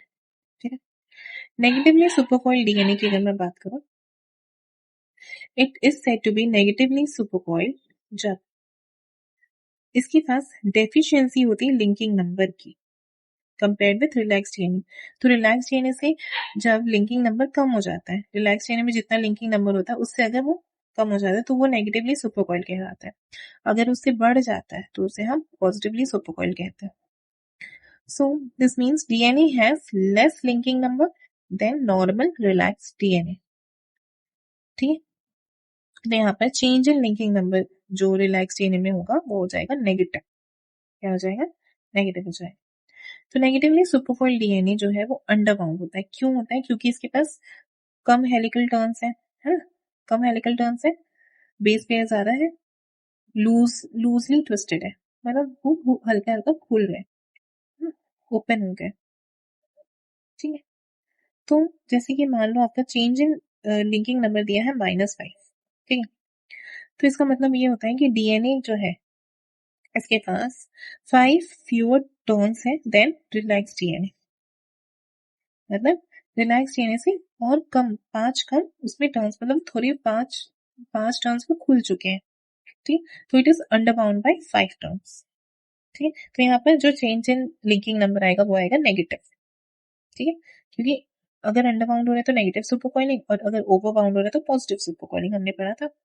तो 5 टर्न्स अगर मिसिंग हो रहे हैं तो उसे हम नॉर्मल रिलैक्स स्ट्रक्चर से ऐसे कंपेयर करते हैं, तो हमें पता चला कि वो क्या हुए, नेगेटिवली आपके अंडर बाउंड डीएनए हुए। ठीक है, नेक्स्ट है positively super coil DNA. Most natural DNA जो होते हैं, है ना, जो मोस्ट नेचुरल डीएनए होते हैं लाइक बैक्टीरिया, वो होते हैं नेगेटिवली सुपरकॉइल। मोस्ट नेचुरल जो डीएनए होते हैं लाइक बैक्टीरिया, वो होते हैं नेगेटिवली सुपरकॉइल, है ना। बट सम टाइम डीएनए जो है वो पॉजिटिवली सुपरकॉइल भी होते हैं। जब डीएनए पॉजिटिवली सुपरकॉइल में एग्जिस्ट कब करते हैं, जब लिंकिंग नंबर ग्रेटर होता है देन रिलैक्स डीएनए। मैंने अभी बताया था, अगर लिंकिंग नंबर रिलैक्स डीएनए से ज्यादा है तो उसे हम कह देंगे आपका पॉजिटिवली सुपरकॉइल। तो यहाँ पर linking number, change in linking number आएगा positive. So linking number is more than relax DNA. Positively supercoil is overbound DNA, means DNA के पास एक्स्ट्रा हेलिकल टर्न्स है ना, डीएनए के पास और ज्यादा हेलिकल टर्न्स ऐड हो गए, तो it is twisted more tightly. What happens to the base pair pattern, तो इसमें बेस पेयर पैटर्न पे क्या इफेक्ट पड़ेगा। नॉर्मल वीडीएनए में हमने बेस पेयर पैटर्न देखा था 10.5 बेस पेयर पैटर्न, ठीक है। अगर डीएनए ओवरबाउंड है तो टर्न्स जो है वो बढ़ जाएंगे, so base pair pattern decrease.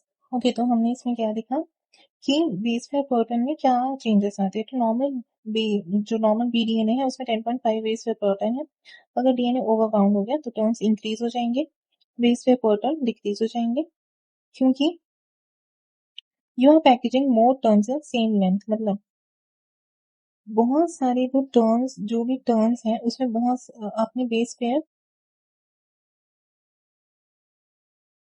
ज्यादा बेस पेयर्स उस टर्न्स में हमने रखे, ठीक है। पॉजिटिव सुपरकॉइलिंग ऑफ डीएनए कहाँ मिलता है, कुछ आर्कीबैक्टीरिया में जो हाई टेम्परेचर और लो पीएच में रहते हैं, वहां पर पॉजिटिव सुपरकॉइलिंग देखने को मिलता है। सुपर हेलिकल डेंसिटी किसे कहते हैं, सुपर हेलिकल डेंसिटी का मतलब होता है कि हाउ मच सुपरकॉइलिंग इज प्रेजेंट, कितना सुपरकॉइलिंग प्रेजेंट है उस डीएनए में। इंटेंसिटी ऑफ सुपरकॉइलिंग को हम कहते हैं सुपर हेलिकल डेंसिटी। ये क्वांटिटेटिव मेजर है, ठीक है। इसका फॉर्मूला होता है change in linking number divided by linking number of DNA in relaxed state. So जो सर्कुलर डीएनए होता है, चाहे वो बैक्टीरिया का हो चाहे वो यूकेरियोट्स प्रोकैरियोट्स का हो, वो ये यूजुअली नेगेटिवली सुपरकॉइल होते हैं, ठीक है, जिनमें वैल्यू होती है सुपर हेलिकल डेंसिटी की अबाउट -0.06, ठीक है, और उसकी जो डिग्री ऑफ अंडरमाइनिंग होती है वो होती है अबाउट 6%। सो जो नेगेटिव साइन होती है वो इंडिकेट करती है कि जो चेंज इन लिंकिंग नंबर है वो किस वजह से, अंडरमाइनिंग ऑफ द डीएनए की वजह से है। नेक्स्ट है what is effect of ethidium bromide on supercoiling. EtBr क्या होता है, ये इंटरकैलेटिंग एजेंट है, पता है ना, जो हम जेल इलेक्ट्रोफोरेसिस में यूज करते हैं, है ना। Okay, so what is EtBr. EtBr होता है एथिलियम ब्रोमाइड। ईटीबीआर का फुल फॉर्म क्या होता है, एथिलियम ब्रोमाइड, जो एक इंटरकैलेटिंग एजेंट है ना। इसे हम जेल इलेक्ट्रोफोरेसिस में यूज करते थे, है ना, टू स्टेन डीएनए मॉलिक्यूल, ठीक है।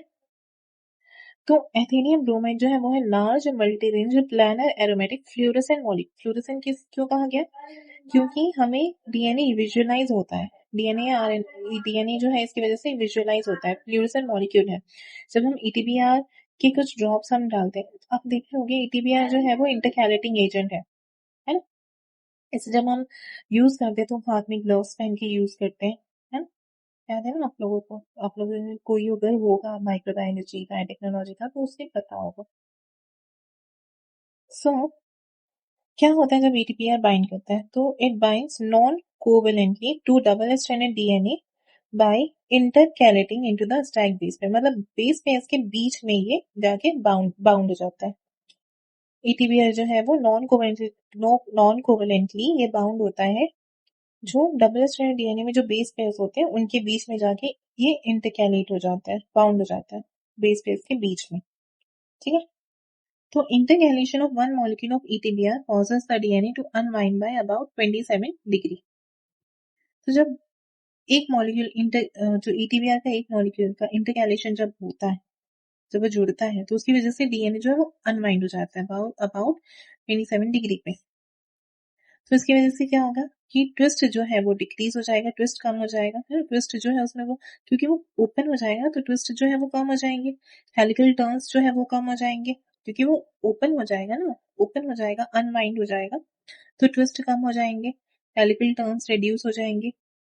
अब जब ईटीबीआर बाइंड करता है लीनियर डीएनए पे, तो उसका जो हेलिकल पिच है वो इंक्रीज हो जाता है, जो हेलिकल उसका जो पिच होता है ना वो इंक्रीज हो जाता है। और जब ईटीबीआर बाइंड करता है कोवलेंटली सर्कुलर डीएनए पे, तो यहाँ पर क्या होता है कि ट्विस्ट जो है, ट्विस्ट नंबर वो डिक्रीज हो जाएगा by 27 degree for each molecule of EtBr that bind to the DNA.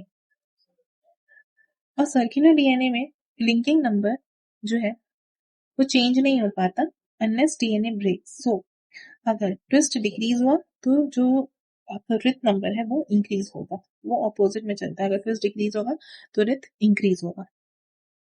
ठीक है। So what happened if DNA was initially negatively supercoiled, अगर नेगेटिव सुपरकॉइलिंग हुई है डीएनए में तो यहाँ पर नेगेटिव रिथ नंबर होगा। नाउ ईटीबीआर जो है वो डिक्रीज कर देगा ट्विस्ट नंबर को, सो रिथ भी इंक्रीज हो जाएगा, दैट मीन्स नेगेटिव सुपरकॉइलिंग जो है वो रिड्यूस हो जाएगा और डीएनए ज्यादा रिलैक्स फॉर्म में आ जाएगा। अगर हम ज्यादा ईटीबीआर ऐड कर देंगे उसमें तो नेगेटिव सुपरकॉइलिंग होगी, नेगेटिव सुपरकॉइलिंग जो है वो जीरो हो जाएगी, और अगर और ज्यादा ईटीबीआर ऐड किया जाएगा तो रिथ पॉजिटिव हो जाएगा और डीएनए पॉजिटिवली सुपरकॉइल्ड हो जाएगी। ठीक है। तो आज के लिए सिर्फ इतना ही, और हमने आज पूरा कंप्लीट कर लिया है न्यूक्लिक एसिड्स। ठीक है।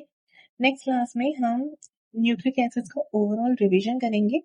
मैं आप लोगों को एक बार दिखा देती हूँ, ये है पाथफाइंडर की 9th एडिशन, है ना। तो इसमें देखो हमने यहाँ तक कंप्लीट कर लिया, इफेक्ट ऑफ एथिलीडियम ब्रोमाइड और प्रोपोपाइनिन, ये सब हमने कंप्लीट किया हुआ है, ये सब कुछ हमने कंप्लीट कर लिया है। ठीक। तो ये जो है मैं ये बोल रही थी डीएनए या जेनेटिक मटेरियल ये भी ऐड है इसमें, बट ये हम मॉलिक्यूलर बायोलॉजी में पढ़ते हैं तो हम यहाँ पर इसे कवर नहीं करेंगे। तो हमने न्यूक्लिक एसिड का ये चैप्टर पूरा कंप्लीट कर लिया है। अब हम नेक्स्ट क्लास में हम एक रिवीजन एक बार कर लेंगे, रिवीजन वन शॉट में ये पूरा इस चैप्टर को रिवाइज कर लेंगे और फिर नया चैप्टर स्टार्ट करेंगे, कार्बोहाइड्रेट्स। ठीक है। तो बिल्कुल आप लोग अच्छे से पढ़िए, कीप स्टडिंग। ठीक है, फोकस रहिए, कंसंट्रेट कीजिए बिल्कुल, और हम एक साथ मिल करके अच्छे से इस एग्जाम को क्रैक करते हैं। Okay sir, take care, good night, bye bye and happy learning.